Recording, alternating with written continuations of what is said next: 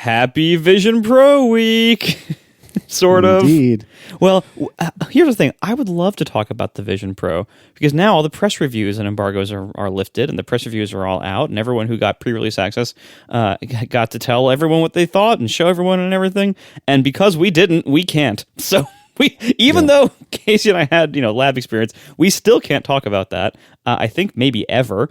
And so we just have to wait until we can actually have our Vision Pros, which is this weekend for both of us. So that's true.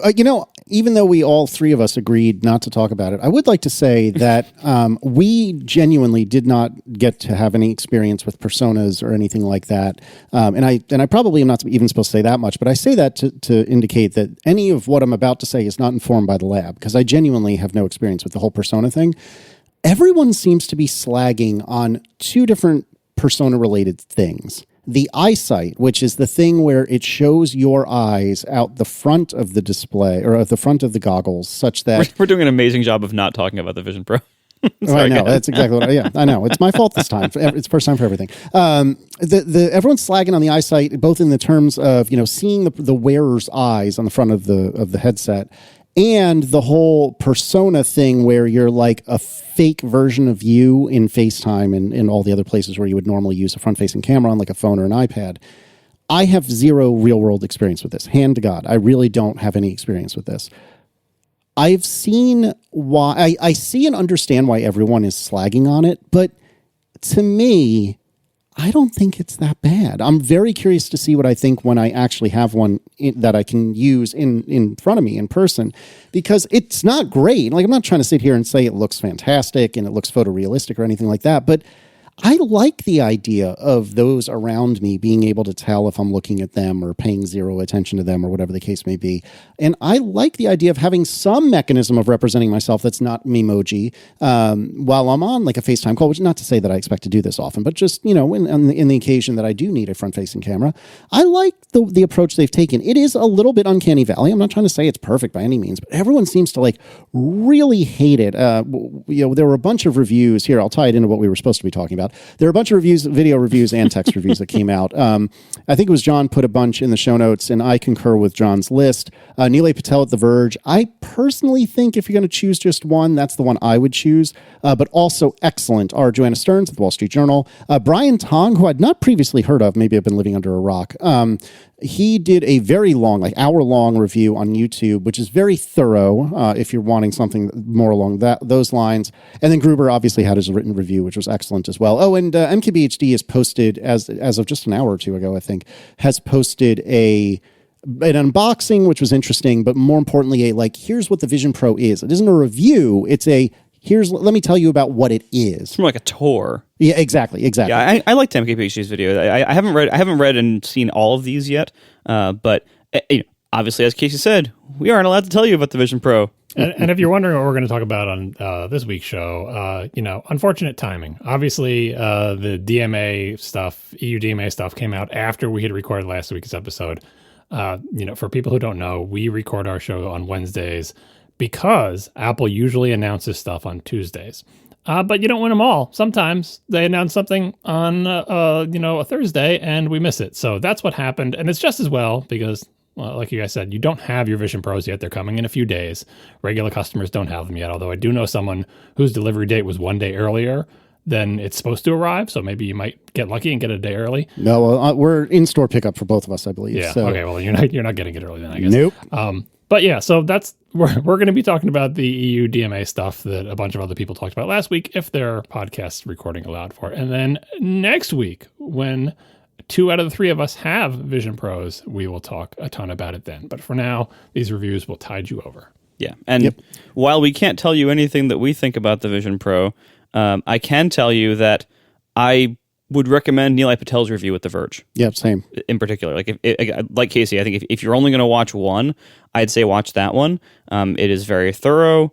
It covers all of the major areas of different uses for it, and I think he seemed to be very fair about both what's cool, what's not, what has potential for the future, maybe what doesn't have so much potential for the future.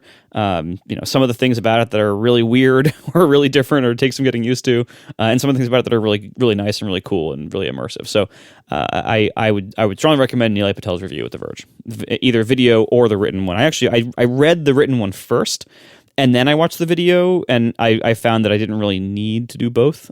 So I would suggest reading the written one if you pick only one.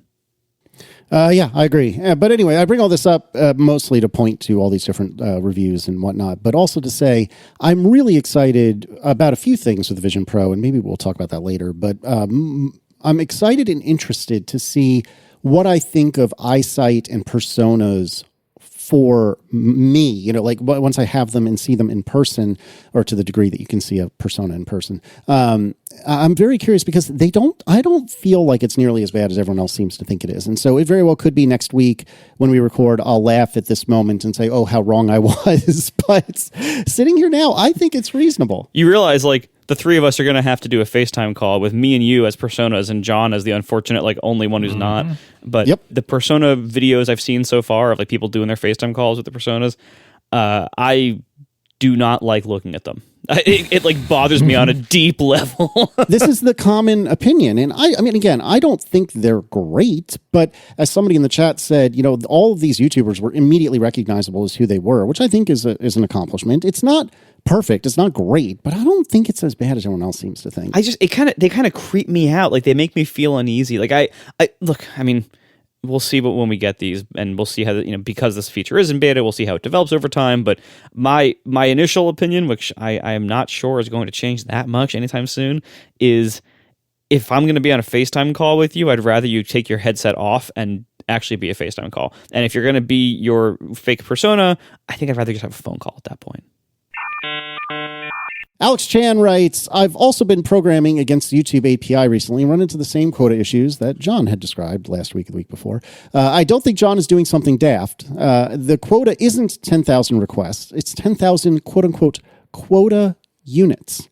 A single request can use many units. There's a table of quota costs in YouTube's documentation, which we'll link in the show notes. I don't know if that fully accounts for you burning through your quota so quickly, but maybe it's a clue in the right direction. And I don't know if it was Alex or John, but somebody pointed out that costs, some example costs, listing a playlist is 1 quota unit, updating a video is 50 quota units, and inserting a video, or perhaps inserting something into a video, I'm not sure, is 1,600 quota units. Yeah, and this does account for it because when the video update thing is if I'm updating the description, we have over 500 videos, and if each of them costs 50 and I update all of them, you burn through your quota real quick. In fact, I'm routinely going way over my quota, relying on the fact that most API systems that have a quota are essentially eventually consistent, and you can blow past your quota briefly before the system realizes you've passed it and caps you. So that's what I had been doing. So that explains it. It's kind of cruddy, but that explains it. Although eventually Google did get back to me and they approved my request for many more requests, or many more, what are these called? Quota units. So now instead of 10,000, I have 100,000. I probably should ask for 1 million. Anyway, it doesn't matter because I'm already done with the development of the script. So as predicted, this was all pointless. But the more you know, it's quota units, not requests. Indeed. John, I'm assuming it's John and not Marco that wrote this. App Store versus game consoles. Tell me about this. Yeah, this is I'm I guess for the third show in a row hitting the same point because people keep bringing up topics that are related to it. The whole idea of developer dissatisfaction with Apple and comparing that to other developers who develop for other platforms that are kind of similar to the App Store and what their satisfaction is like. And we brought up game consoles, and I said it might seem unfair to you that companies that develop for game consoles seem to be more okay with the deal than a lot of App Store developers are. And many people wrote in to tell us that, well, that's because the game console manufacturers sell their hardware at a loss, and so they need the profit from the games to make up for the fact that they're selling their hardware at a loss. And I have two things to say for that. First, talk to Nintendo. They don't play that game, at least not as much as the other companies do. Nintendo tends to want to either break even or actually make a profit on its hardware pretty much all the time. And even the other console makers eventually start breaking even and trying a profit on their consoles during the lifetime of the things. But that's besides the point, because the second thing is it doesn't actually matter what the reason is, unless that reason is convincing to developers. And I have to tell you that App Store developers who are angry about Apple, A, they already know about game consoles and how the world works over there, and B, it does not convince them to not be resentful of Apple. And that's the whole deal here. Most of the time, trying to explain to somebody who thinks they're getting a not great deal doesn't change their mind. Usually because you're not providing them with any new information. For example, they would say, "Yeah, I know game consoles are subtle loss. Yeah, I know that what they would say to you, but that doesn't make me feel any better about giving Apple 15 or 30% or whatever." So you have to work with the people and the opinions they have, even though if they quote unquote don't make sense to you or you think there's some reason otherwise. That's the situation Apple is in. That is the fundamental issue at hand here. Apple thinks that there are very good reasons for them to get what they want, and game developers and App Store developers disagree, and that's where they are. And I don't think at this point any amount of explaining why is going to change either party's opinion. All right, and then tell me about who owns the customer. Yeah, this is something we talked about last time. Like, well, why would somebody do this? This was back before the DMA stuff. We were talking about the external links to payment methods. Why would anyone want to do that? And I said, well, one of the reasons is ownership of the customer, as we've discussed many times in the past. And I talked about reasons why you might want to own the customer, because then you get the customer information, which may be lucrative to you. But I, once again, neglected to mention something that we had mentioned for many, many years in the past, so I'll reiterate it again. There are other reasons that you might want to own the customer that are not related to getting their information and selling it. For example, one thing we've discussed many times is that developers in the App Store cannot issue refunds. Only Apple can. If you own the customer, you are now empowered to issue refunds because you took their payment. You can give their payment back to them. That is not something that developers can currently do.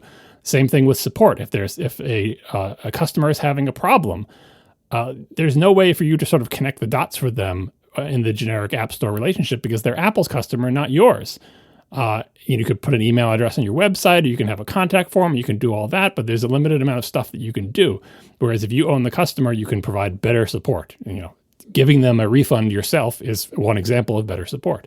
And then also, if the thing you're providing, that application or service or combination of them, if it's on more than one platform, you're on iOS, you're on Android, you're on PC, you're on Mac, right?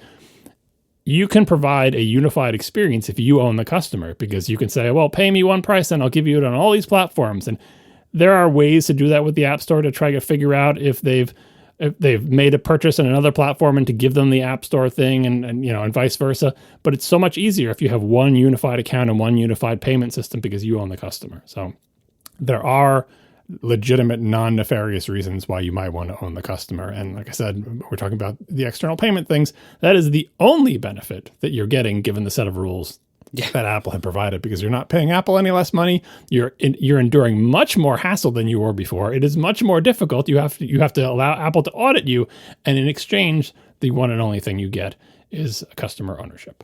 I mean, that being said, though, there are certain businesses where Apple's payment system either doesn't have a feature that you need to do that kind of business or literally doesn't allow it. So, for instance, if you wanted to, say, have a few different payment plans for your in-app purchase, for your service, whatever your app service is that you're selling, and the top one, if they paid $100 a year, you sent them a free T-shirt.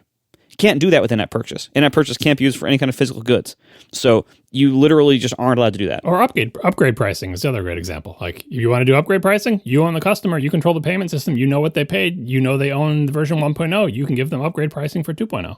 Exactly. And there's so many little, even just implementation details. Like I have talked before, back when I had the idea forever ago, and have continued to have it like once a year and then quickly talk myself out of it, of like, hey, why don't I make some kind of like Overcast premium thing that like pools money together and then pays the podcast that you listen to, and to do that, you have to know exactly how much money you got from each person, not how much money they were charged. You can figure that out.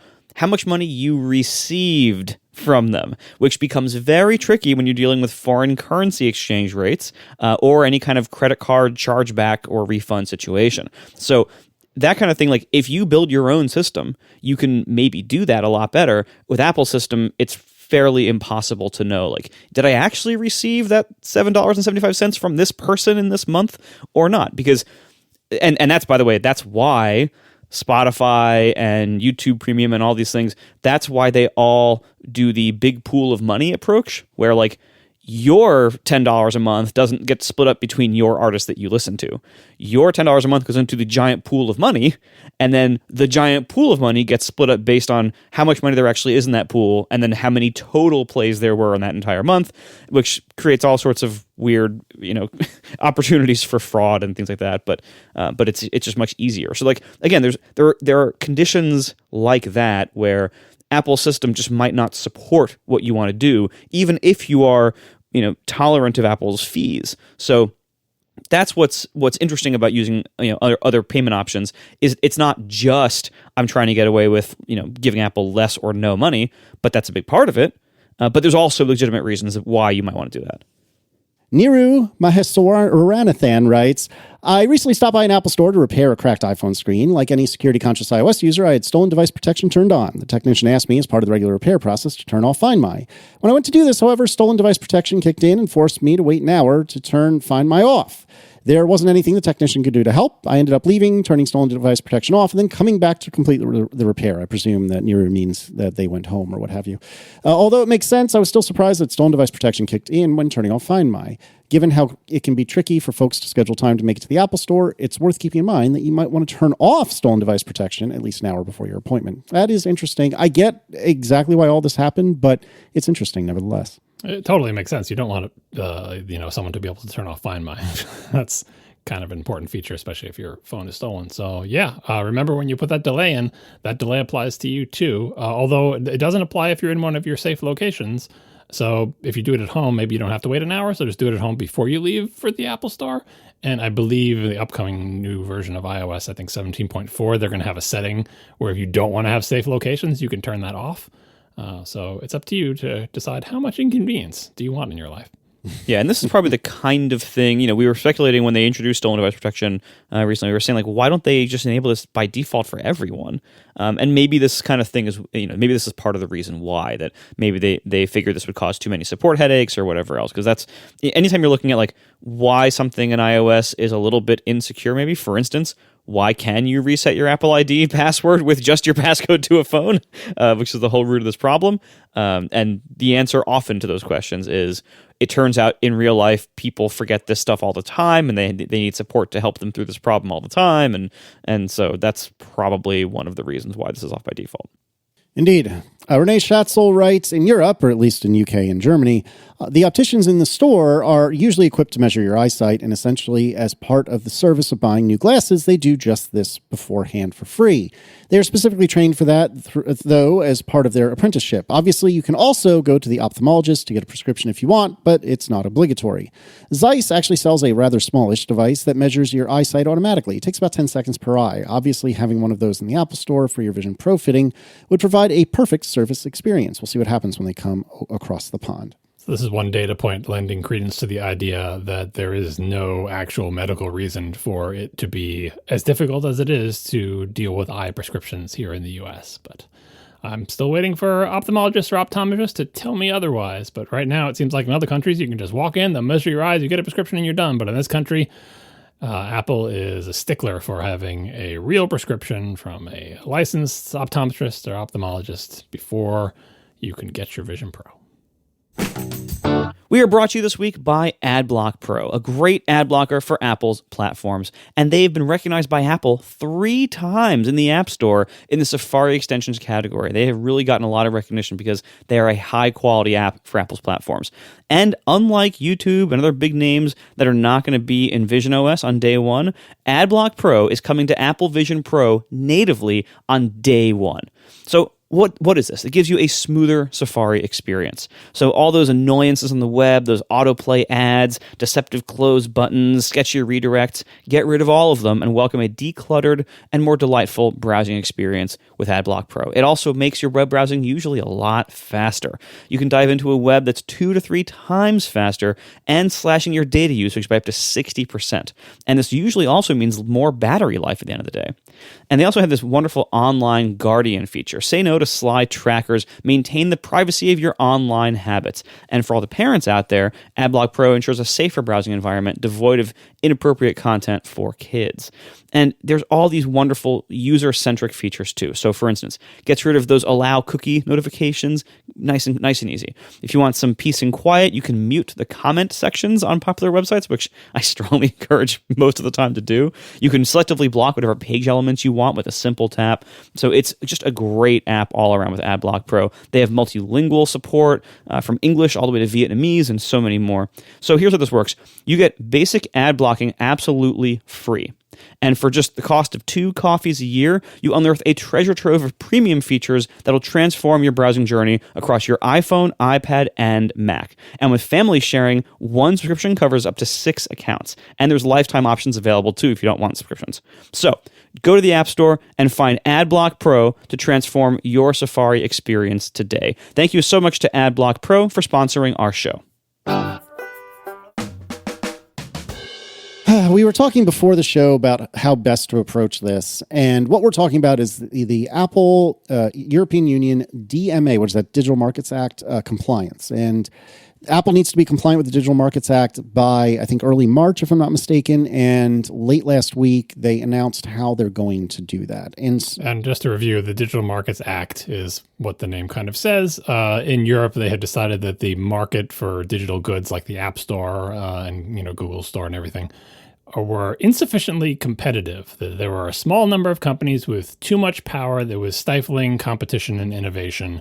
The EU decided they wanted to change that, and so they passed the Digital Markets Act, and they said big companies like Apple who have app stores need to comply with it. And so this is Apple's response of saying, here's what we're going to do to comply with the DMA. Indeed. So I think what I'm going to try to do, and all three of us have agreed with each other, famous last words, to just let me plow through. We'll see how it goes. But what I'm going to try to do is John has done us all a service and kind of summarized what Apple has said. Now, this is different than, I think, reality, which we will get to. But I'm going to try to get through, here's what Apple says is going to happen and they're going to do, and then we'll pick it apart afterwards. Yeah, and I think the reason we're going through what Apple says is the way Apple presents this is also interesting. Like their attempt to say, here's the deal, here's what we're doing, the subcategories they break it down into, what each individual bullet point actually is. And as we'll get to eventually, like the stuff that we actually care about and the stuff that is most relevant for the DMA is kind of hidden in this giant stew of stuff, but they are actually making a lot of changes. And so to start, we'll go through what Apple says they're doing. All right, so without further ado, for iOS, this is only iOS, not iPad, not Vision, nothing else. For iOS, they're saying that... And only in the EU. Thank you, yes, and only in the EU. There are going to be new options for distributing iOS apps on alternative app marketplaces. So think of this as app stores not run by Apple, but they've understandably and I think reasonably used the term app marketplaces. This includes APIs that enable developers to offer their iOS apps for download from alternative app marketplaces. There's new frameworks and APIs for creating alternative app marketplaces on iOS. It's so cumbersome. Yeah, I know they're not saying App Store because they trademarked App Store and they call theirs App Store, so I understand why. My God, this is cumbersome. It is. So this enables marketplace developers to install apps and manage updates on behalf of other developers from their dedicated marketplace app. There are new frameworks and APIs for alternative browser engines. So this is instead of WebKit. Let me back up even a step further.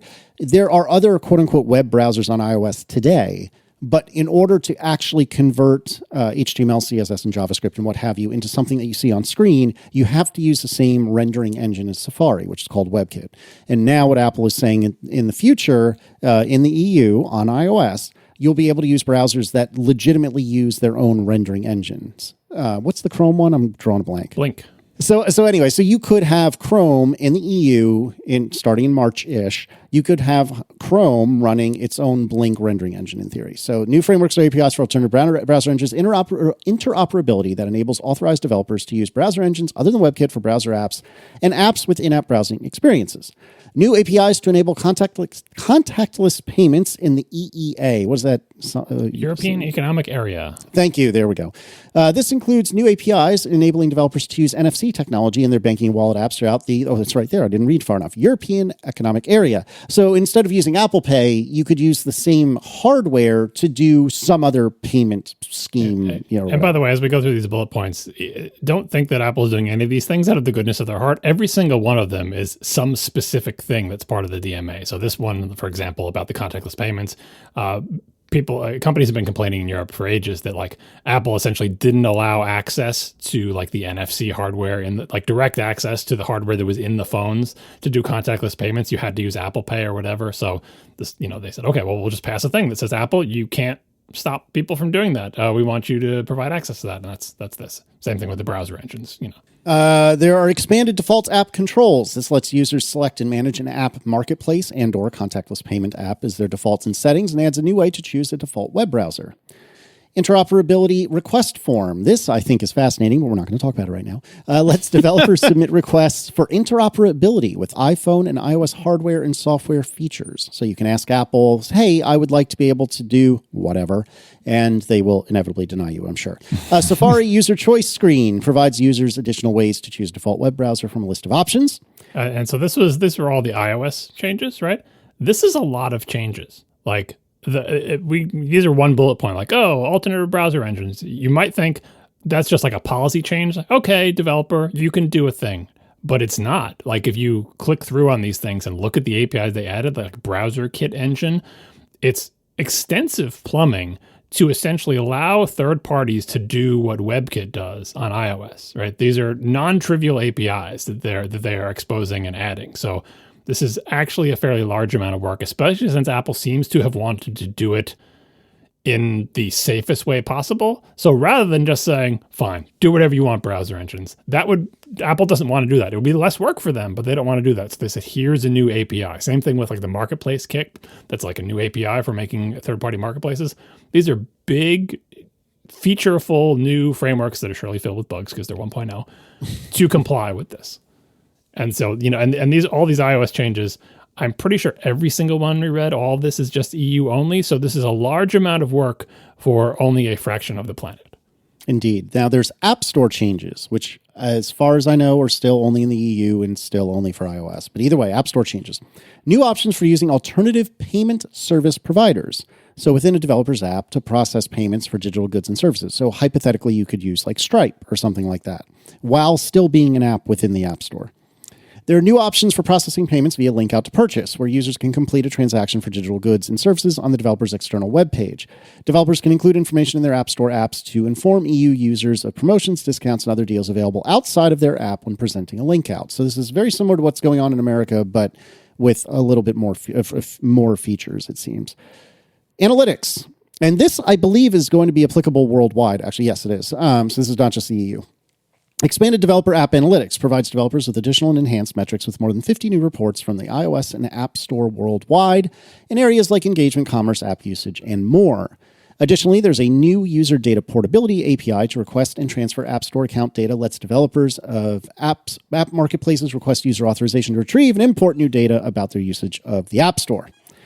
Then things get really interesting. Business terms. Now we're back to EU only. New business terms are available for apps in the EU to reflect the DMA's requirements for alternative distribution and payment processing. Apple's also sharing new business terms for apps in the EU.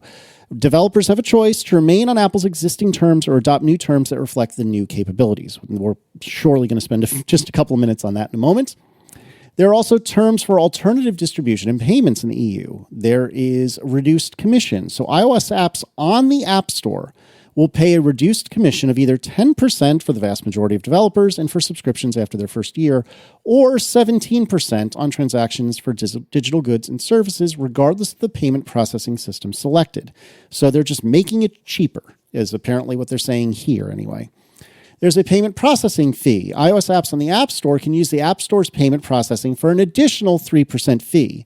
So suddenly that 10-17 has now become 13 and 20.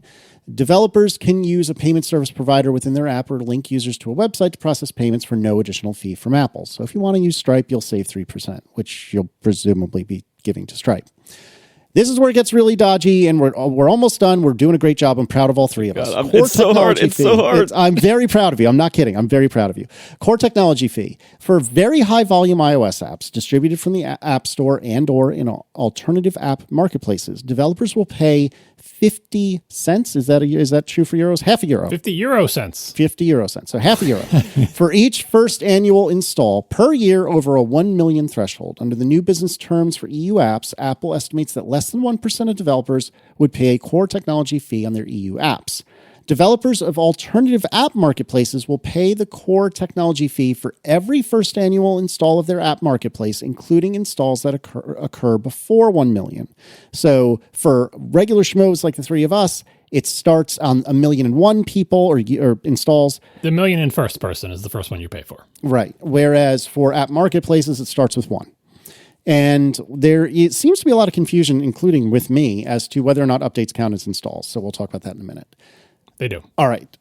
Before we get to the discussion, is there anything else in summary? Well, no, we have one more thing here, which is the marketplace requirements. Okay, thank you. That's what I was asking. Okay.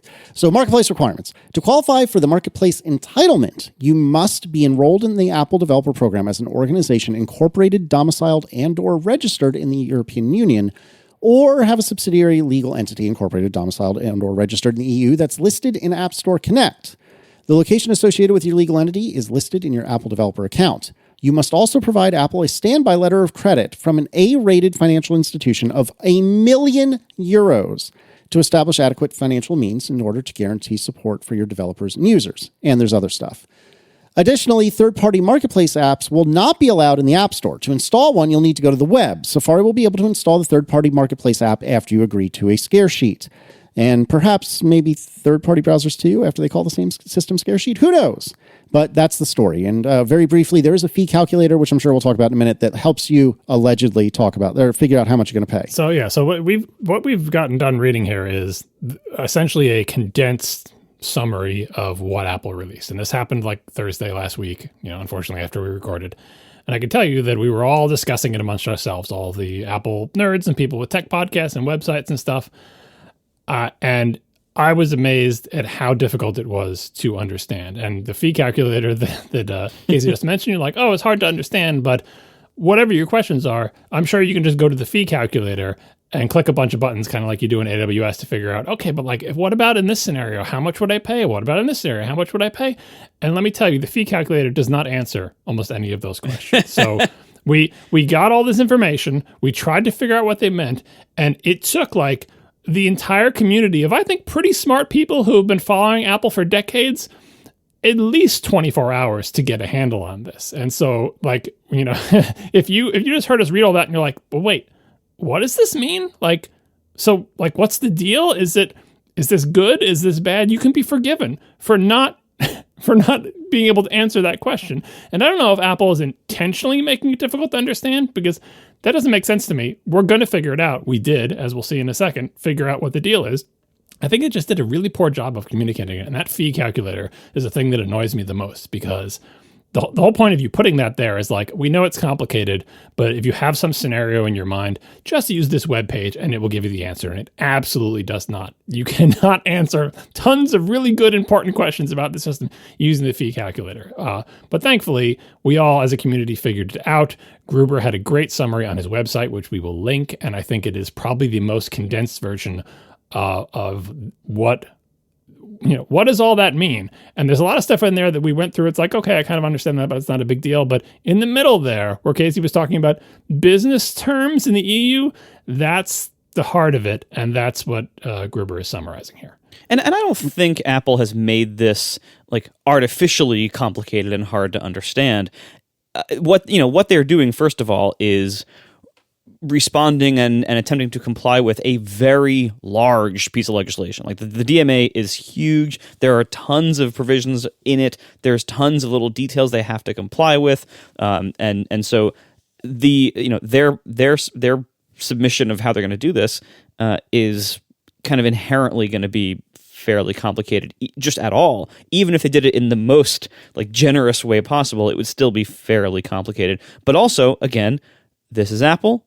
And this is the App Store. So, and it goes further than the App Store, of course. And so they are only doing what they need to comply with this and no more than that for the most part. And so if the law says you have to do this, this, and this, they're not going to make some general solution that's going to make it easier to explain. They're going to say, fine, we're going to do exactly that, and that in the most minimal way possible. So that's, again, why this is a lot. There's a lot to digest here, and they're going to make sure that they don't give away a cent more than they have to.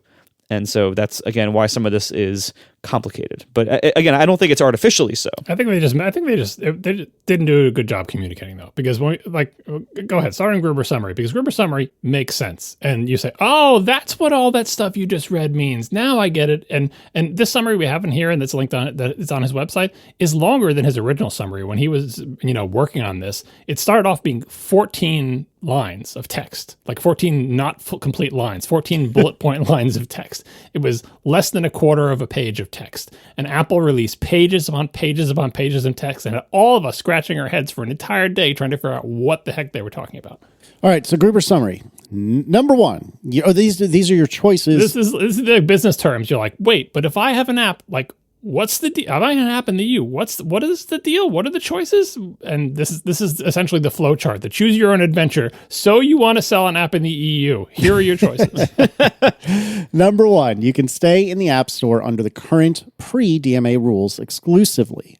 Developers that take this option are not permitted to use any of the new business terms available in the EU, but new iOS platform options for the EU, such as alternative browser engines, are allowed because they are required to be allowed. Again, not of the goodness of Apple's heart. Right. Because nothing business-related changes under this option, the existing worldwide rules apply for paid apps, subscriptions, and in-app purchases, including the 30 or 15% commission to Apple and a requirement that apps exclusively use Apple's App Store payment system. The core technology fee, that's that €0.50 thing that we keep dancing around, is not collected because the business terms haven't changed. Well, and so that's choice number one. Choice number one is whatever the pill color that I always forget. Like, take this pill and you'll stay in the matrix and nothing changes, right? It's like, it's the easiest to understand option. Even though Apple is doing all this stuff, they are still saying, hey, all the stuff that we're doing, if you don't understand it or don't want it or don't like it, you can keep things exactly as they are, which is the option that Apple would prefer that you take. Indeed. So that's number one. Option two, you can opt into the new EU rules, and all sub-options, which we'll go through, available under this choice, require paying the core technology fee, that's the €0.50 thing, for each app with over 1 million downloads in the EU. So, sub-bullet number one. After opting into the new EU rules, developers can choose to remain in the App Store and use Apple's App Store payment system at 20 and 13% or 13% commission, plus the core technology fee paid to Apple automatically. Or they can use a custom in-app payment system like Stripe at 17 and 10%. So that's a decrease of 3% both ways. Percent commission, and the CTF is paid. The core technology fee is paid to Apple by hand, if you will. Or they can use external links from inside apps to the web for payments and subscriptions, which is still 17 or 10%, and they still have to pay the core technology fee to Apple by hand. The latter two options, using your own payment system or linking out to the web, those are similar to the things that happened in the U.S. Last week. The announced last week external payment link entitlement policy regarding the developer's obligation to track these payments, report sales to Apple monthly, and submit to audits by Apple to ensure compliance. And so this is the fork that we took in the road was keep everything the same as they are, and then the other choice, the other major fork you can take is you get the new EU rules. Now, once you have the new EU rules, what Casey just read is, okay, so you've got the new EU rules. Next choice is, under the new EU rules, do you want to still be in the App Store? And that's what he read here. It's like, okay, if you're still in the App Store, you have a choice. Stay in the App Store, use Apple stuff. Stay in the App Store, use a different payment process. Stay in the App Store to just link out to a payment thing. Those are the rules. And notice, if you choose the new EU rules and you want to stay in the App Store, every option under staying in the App Store under the new EU rules is different than if you had not chosen the new EU rules and stayed under the App Store, right? So if you're like, well, I've just decided I'm going to stay in the App Store, that's not your top level choice. Your top level choice is keep everything the same as it was, or take these new EU rules. And if you take the new EU rules, you can still be in the App Store, but the deal is different. In particular, as Gruber notes, every single one of the options under the new rules adds the core technology fee. to all the different things you can do. And of course, you have new options because under the EU rules, If you stay in the App Store, you can do things like use an entirely different payment processor. And there's also a couple of asterisks on that too. Like, for instance, if you choose to opt into the new EU rules for an app, you can never change back for that app. Yep. So that's a big thing. But that's down at the bottom of the thing. So anyway, that was if you take the new EU rules, you stay in the App Store. Now it's you take the new EU rules, and what's the next option, Casey? So then you can distribute apps in one or more third-party marketplaces. You have no option to use the Apple App Store payment processing because the apps aren't coming from the App Store. The only money due to Apple is the core technology fee. There's no commission percentage or on in-app transactions or links to the web. It isn't you're on your own. It's the Wild West. You just got to pay us €0.50 for the million and first and so on user and install and so on and so forth. Yeah, which actually this is actually I think pretty surprising that so yes, if you totally bail out of the App Store and if you are only distributing your app in a third-party app store. I'm not going to say app marketplaces. So third-party app store. Then you only pay the core technology fee. You only pay that €0.50 per user after 1 million. So that's actually, I think, surprisingly reasonable in context of what Apple even would consider doing. I would have guessed that they would have done that whole submit to us your financial reports and pay us a commission kind of thing on this. I don't think that was allowed in the text of the DMA. Essentially, probably not. I think that they were forced to. That's kind of, we'll talk about it in a little bit. That's kind of the reason the CTF exists. Is I think the option that you're describing, even Apple didn't think they could pretend that that's complying. Yeah. So that's basically the story. And no, you forgot the exclusivity part. Option one or two are exclusive. Options 1 and 2 being, do you want to stay in the App Store and do everything the same way it is now, or do you want to opt into the new EU rules? And that's what Marco was talking about before. Once you make that choice, it's irrevocable. Apple says developers who adopt the new business terms at any time will not be able to switch back to Apple's existing business terms for their EU apps. So say you opt into the new EU rules and you're like, turns out it was a mistake. Well, we don't like this new system. We want to go back. Apple says, nope. It's a one-way door. If you decide you want to use the new EU rules, whether you're under the new EU rules in the App Store or whether you're under the new EU rules outside the App Store, there's no going back. Yep, that is that. So I don't know. When I first read all this, it seemed super reasonable to me, surprisingly reasonable to me. And then some people started doing the mathematics on what. Wait, this is Europe. I believe you mean the maths. Yeah, I'm sorry. Yes, this is the EU after all. So they did the maths. Actually, I guess the UK is not in the EU anymore, so you can say whatever you want. Right. You can. Well, I don't know if they say maths in any other countries. See, this is why I said mathematics, you big jerks. Yeah, should have let it slide. Go ahead. Oh, actually, before there's one more minor point of the things that Apple described. Like this is the flow chart that Apple didn't provide that I have drawn here in the notes. That isn't really in Gruber's summary, but it's implied by Gruber's summary, and there's a little bit more to know here. What is the flow? What is the process diagram of you got all these rules? You can opt into this rule, opt into that rule, but say you are a developer. Regardless of which path you chose on this little choose your own adventure, option 1, option 2, EU rules, not EU rules, App Store, not App Store, whatever. How does this all work? And the way it works, if you just have an app, is you are a developer and you have an app. Everybody, no matter what rule you choose, you take your app and you send it to Apple. But you don't send it directly to the people who review apps right now for the App Store. Instead, you send it to this new process, which I don't know what Apple calls it. I just call it Apple Review in this diagram. But this is a new process that is a very tiny subset of App Review. Apple, you will send your app to Apple, presumably through Xcode, and Apple will look at your app and they will do a bunch of checks. And this is the list from Apple for the checks. They're calling it notarization for iOS, although I feel like it's a little bit more than that because they've used it. Yes. Anyway. They will check for accuracy. Apps must accurately represent the developer capabilities and cost to users. Functionalities. Binaries must be reviewable, free from serious bugs and crashes, blah, blah, blah. Does it work? The apps cannot manipulate software or hardware in ways that negatively impact the user experience. Safety. Apps cannot promote physical harm of the user or public. Security. Apps cannot enable distribution of malware or suspicious unwanted software. They cannot download executable code, read outside the container, or direct users to lower the security of their system or device. The apps must also provide transparency to allow user consent to enable any party to access the system or device or reconfigure the system or software. And privacy. Apps cannot collect, transmit private sensitive data without a user's knowledge in a manner contrary to the stated purpose of the software, right?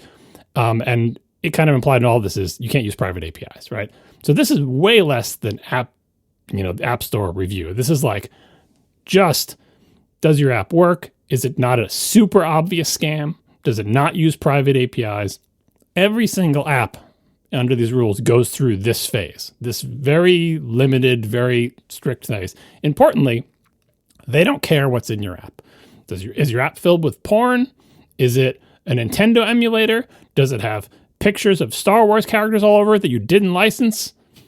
This phase does not care. It just wants to know, does it crash? Does it run? Does it do what it say it does? Does it not use private APIs, which I think is a pretty big one? Does it not steal people's data? Does it not direct them to lower the security of their iPhone? That's all they're checking for. Every single app will go through this, presumably the ones that go to the App Store as well, because the app review is doing this stuff anyway. Then, after you clear that phase, then there's a fork in the road and says, okay, well, were you submitting this to the App Store or were you submitting this to a third-party marketplace? And if you submit it to a third-party marketplace, the third-party marketplace receives the apps that are in it from Apple. Developers don't submit their apps directly to a third-party marketplace. And we'll get to who would make a third-party marketplace and why. It still goes through Apple. So if you're making a third-party marketplace, you're getting a funnel of app submissions from Apple, because by the time you get them, Apple has done all these checks to make sure it's not super duper terrible. So if you're wondering, like, well, this takes Apple out of the equation and now they're no longer a bottleneck for everything still has to go through Apple. Yeah, which is interesting. I mean, this again is not how I would have guessed this would be done. And again, part of this, probably a big part of this is, Apple still wants to have some form of app review. Obviously, the DMA and whatever related legislation there might be in Europe, the DMA is going to limit what they can review and what they can prohibit in this way. So yes, they're allowed to interfere basically with third-party app stores and say, well, you still can't have like a virus in there, or you still can't have stuff that's misleading users. But they can't say things like you can't have porn or as John was saying, certain copyright issues. And I was thinking too, all of the cryptocurrency scam apps and scam companies, because they're all scams. Wait, I was going to say cryptocurrency scam. That's redundant, isn't it? I mean, I think a lot of crypto stuff would go through because it doesn't technically violate any of these things, even though that's what I'm saying. That's somebody else who might want to use this because Apple's had a lot of rules around certain types of content that they found either objectionable or just too dangerous or messy to deal with. Things like porn, crypto stuff. Or real money gambling. Yeah, real money gambling, certain political apps. There are certain things that Apple just has not allowed in the App Store, just kind of, content-based decisions. And it seems like under the DMA, through the third-party marketplace process, they don't seem like they're either allowed or even interested in policing that kind of thing because it's kind of out of their hands at that point.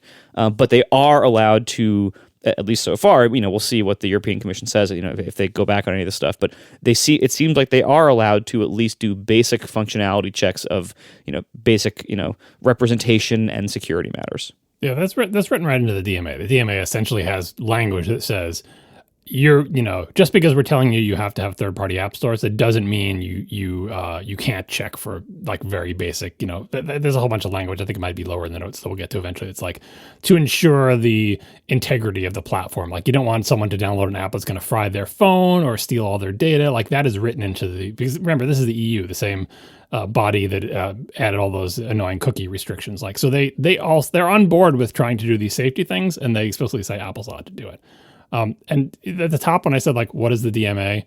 It's the European Union thinking there's insufficient competition in the market for digital goods and apps in the App Store, and they think there should be more of it. I think that is when looking at this giant list of rules before we get into the nitty-gritty details, it's worth considering, does the DMA accomplish that goal? Assuming what Apple has, put forward here is compliant, which remains to be seen, I think in one way it does, and we were just touching on that with this the Apple review process that they do a minimal number of checks, right? Because previously, before the DMA, there were certain kinds of apps that you just could not get on your iPhone unless you were a developer, did some weird enterprise thing or whatever, right? Because Apple didn't want them, right? Under the DMA, even under Apple's rules, there are kinds of apps that can now get on your phone through a regular third-party app store that couldn't get there before, whether that's porn apps or gambling apps or Nintendo emulators, or just, there's so many kinds of apps that Apple just doesn't want. Oh, that's too much like an Apple app. I don't like that because it looks too much like Springboard. The number of different kinds of apps that Apple does not allow on the App Store is vast. You might not know about them or think about them because they don't get through, right? And if you don't see some story about it, you don't know that someone was thinking of making an app like X and it got rejected for some reason that doesn't make any sense to you. All we know is there are apps that previously couldn't get through that under this new plan will be able to. So that is one thing the DMA was trying to do, which is like, hey, it seems unfair that Apple gets to decide what kinds of apps are even allowed.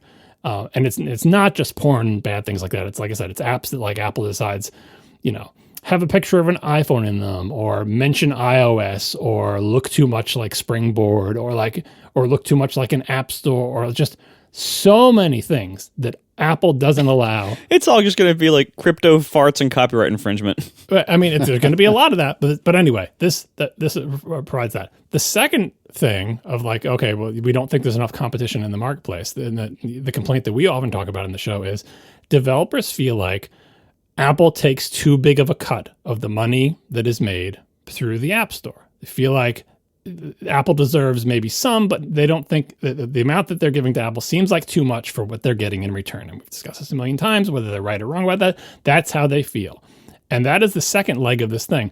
Does the DMA and these rules complying with it address that in any way? And I think, to spoil my opinion that we'll get into the nitty-gritty details of, I think that it doesn't. I think that Apple has cleverly designed these rules such that it is not a clear-cut financial win to do this. And if that was one of the goals of like, there should be a way where you can get apps on the iPhone and pay Apple a lot less money, I don't think overall this provides that. In some cases, yes. In some cases, massively no. Right? And we'll talk about who's going to even run a third-party marketplace, because if nobody runs a third-party marketplace, this is moot, right? For both of these things. And I think Apple has done a pretty good job of making sure that financially speaking, it's not a clear win to go with the EU rules. And that, I think, is the biggest knock against their compliance. Because you can say, okay, well, they are allowing apps that they weren't allowed before, right? You can see a path for them to get through to users. I see that happening here. But that is only one complaint that people had, one aspect of competition. The other aspect is Apple's taking too much money. And Apple's like, no matter what you do, no matter where you go, you will always be paying us the same amount of money you are now or more. And no matter what laws you pass, we're smarter than you. And we will make sure that we get the same amount of money we're getting now or more. And that, I think, is the absolute worst part of this thing. And you may be reading and you say, what do you mean? Their cuts are lower and yeah, the CTF thing, but it's only over $1 million. How are they paying more money? And, in the week that this story has been going on, people have been starting to do the math. And in some cases, yeah, you can make more money. In other cases, you will be paying Apple literally billions of dollars a year for the privilege of distributing a free app. Yeah, that I think is what I think will ultimately happen with this is not a lot, because again, Apple, as John said, Apple's very good at making sure they keep making money. They are very good at that, and the same amount of money or more. Exactly, and there might be certain apps where that won't be the case for, where they can figure out how, if they can squeeze a bit more money out by doing these new terms. Yeah, but that's the one. Speaking of that, that's the one loophole that Apple left here, and it's not really a loophole, but I think it's weird and perverse, and it's strange to me that Apple didn't think of it. If you look at the rules, Gruber's rules, not the fee calculator, it may occur to you that if you sell a paid upfront app through a third-party app store, you pay Apple nothing. You also earn nothing. But, right. And so the Apple is so sure that paid upfront apps are just a dud, like a relic of the past that no one will ever do, that they left it open. But so say you do a paid upfront app that costs $20. That 50% CTF fee, you're like, I'm making $20 pure profit, minus 3% for my payment processor, minus 50 cents for Apple. Who cares? And Apple's minus whatever the third-party app marketplace is going to charge you, which is not nothing. Right, but like whatever. Like the whole point of the third-party ad marketplace is like, in theory, they'd be competitive with Apple or whatever. But that's a loophole, and the reason that's there, I have to assume, is like Marco said, nobody buys paid upfront apps. What are you talking about? And I do wonder if is compliant and goes through in any way, if this will be like a perverse incentive to say everything old is new again, pay upfront apps for $10, and you'd be like, why is this happening? And it's like, well, the rules that Apple laid out allow that to be a way to safely make money. It always has been a way to safely make money, just no one ever wants to do it. That's why it has essentially become almost extinct on the App Store. Not extinct. I mean, I know there are apps that are out there that do that, but it is so much less popular than it was in the beginning. Everything is, free with in-app purchase. And the CTF makes free with in-app purchase a potentially bankrupting thing. Because just to be clear why everyone is against the CTF. For the CTF, after you're a million and first user, you pay 50 cents for every, install per year, no matter what that person does with your app. And if your app is free to download and that person never makes a purchase, you're paying 50% for them year after year. If they leave it on their home screen, and if you do more than one software update per year, that update counts it as an install, and you are just paying 50 euro cents per user, per install, year after year after year. So you better hope the value of your customer is more than 50 cents per year.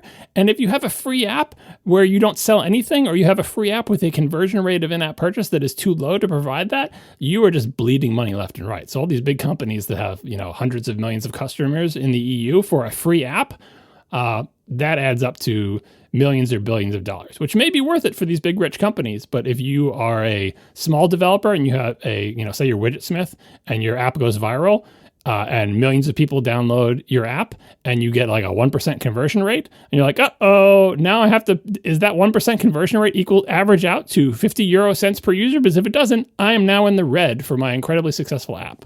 Which is just such a poison pill. And I'm not the first to use the term poison pill, but it is such a poison pill. And on the one side, you got to give Apple credit. Like, it's slimy, but they made it work. And they presented it in a reasonably not slimy way, insofar as it seemed like a good deal, for which I guess is even more slimy, right? But it seemed like a good deal at first. And then the more you read into it, the more you're like, oh.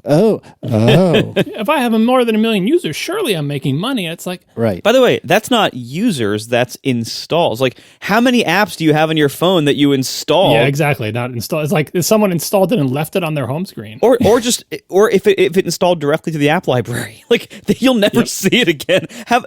I'm just thinking, like, on my own phone, I probably have over 100 apps on there that I installed at some point in the past and don't actively use. And auto updates is on by default yes. every year. Again, if those developers release at least one update per year, which, let's be honest, if your app is actively maintained, you're releasing at least one update per year. Every year, you're costing that person 50 euro cents year after year, and you never use their app. You're never going to buy anything in it. It was a free download. Like, the current model of the App Store, where the popular apps are free to download and they have in-app purchase, that model, the CTF makes that model incredibly dangerous, or incredibly costly for the big apps, Facebook, Spotify, all these apps that are free to download and have a free way to use them, and they are distributed in the millions. That's going to cost those companies so much money if they want to be in a third-party app store. And one of the things I'm not entirely clear about is, let's say Facebook decides they want to accept the EU rules and distribute through a third-party marketplace and pay 50% per install. Facebook can eat that cost because they have, they'll pay $500 million per year every year to Apple. It's, whatever. They'll do it because in exchange, they get more information about the user, or they own the customer, or whatever they want to do. But if they do that, do they have to remove Facebook from the regular App Store? We already know they can't go back to the old rules. Can they have the app in both places? Do they have to start a new subsidiary to do this, to isolate the actual meta from this thing? And in that case, could they not use the Facebook? Is there just like a new Facebook EU app? Yeah, or can they use the Facebook name? Like, can you have, all these people are talking about I'll just make a new legal entity to do this so I don't have to worry about it, or is Apple going to frown upon that? This gets back to the whole idea that Apple is the bottleneck for all of this stuff. And although they've said they're not going to stop certain kinds of apps, what they might stop is, I can see that you incorporated a new legal entity to try to skirt our rules about you not being able to, have your cake and eat it too. So remains to be seen if that will work. Also, one, as I've talked about in the past, before we knew what Apple was going to do here, I've mentioned how there was this kind of doomsday scenario I really hoped wouldn't happen as a developer, which is I was really hoping that Facebook wouldn't say, you know what, once we have third-party app stores or sideloading, I was thinking, Facebook would say, all right, we're going to pull our apps from the App Store. These apps that have billions of users around the world that everyone has to have on their phone. The actual Facebook app, Instagram, WhatsApp, Facebook Messenger, like these are like their core apps that have just billions of users. And I was afraid Facebook would say, all right, we're going to make our own app store. Our apps will be exclusive to our app store. Therefore, everybody will install our app store. And then all of a sudden you have a very, very powerful third-party app store that would start interfering with the market in ways that would, kind of force me as a developer probably to play ball with them. So that was my doomsday scenario. I really didn't want that to happen. It seems like the way Apple has implemented this. So first of all, I can strongly recommend, speaking of Casey saying poison pill, the episode of Upgrade that came out a couple days ago, which I believe was titled Poison Pill. Jason went through a lot of these details on there, and there were some details that he had that I didn't know. So for instance, on this point, on the third-party App Store point, what Jason reported was that there was a clause in here, which I haven't had time to verify, but there's a clause that if you run a third-party app store, you can't just run it for your own company's apps, which is a pretty huge clause. So what that means is Facebook can't run their own app store that just has their app store. Now, I have no doubt if Facebook is going to do a move here, I have no doubt that they could do something because what maybe a lot of non-developers might not know is that Facebook is a huge source of app install ads. Many apps that get installed on many phones across the world get installed through Facebook ads in some form. So Facebook would have a pretty strong incentive to build some kind of integrated system where you can have, you pay Facebook to advertise your app, Facebook hosts your app, or, through the third-party marketplace system here. Facebook then can directly install your app directly from a user tapping an ad or whatever else. So there are reasons why Facebook might want to build like a larger store system here. Fortunately for my goal of having that not happen, I think the core technology fee will mostly kill that, just because the economics of it are so rough. Like, because first of all, the store itself, like if you make a third-party app store, that is an app that pays the CTF on every install, even below $1 million. So and how much money does your third-party app store make? Right. So you have to make 50% per installed instance of your app store for every single user who has it. I love that none of us know what 50 euro cents are called. Like, we just keep saying different things. We'll just say half euro. We say 50 cents. It's fine. But it's not 50 cents. It's 50 euro cents. Do they call it that? Probably not. I don't know, but that's what I'm calling it. Anyway, so suppose Facebook did this. They're going to pay 50 euro cents. Euro cents. It's fine. They're going to pay a half euro for every installation of the Facebook App Store. Then they're also, because they have so many users, they're also going to be way past $1 million. So they have a half euro for the App Store app itself. Then another half euro for each of their installed apps on everyone's phone. That's going to add up to quite a bit. And all of this would only be usable in the EU. So it's not that they could do this worldwide and pull their apps from all of the App Store stuff. Like they would do all this and jump through all these hoops and pay all these fees only for something that works in the EU. So that's like I can't imagine this is going to be used by pretty much anybody like huge and like the big tech companies, like the big worldwide tech companies. I can't really see doing this. What I foresee happening here is the EU will have a couple of third-party app stores that are going to be filled mostly with porn and crypto and stuff like that is just not allowed in the regular app store. And the economics of it won't be that beneficial to almost anyone except Apple. And that'll be fine. And I don't even know if those app stores will be sustainable, though. Like, I'm trying to think of like we asked about who's going to run who's going to use that third-party linking payment thing we talked about before the DMA, and it was like the only benefit was ownership to the customer and some flexibility there. But this one's even worse because, like, lots of people may think, I want to run a third-party app store in the EU.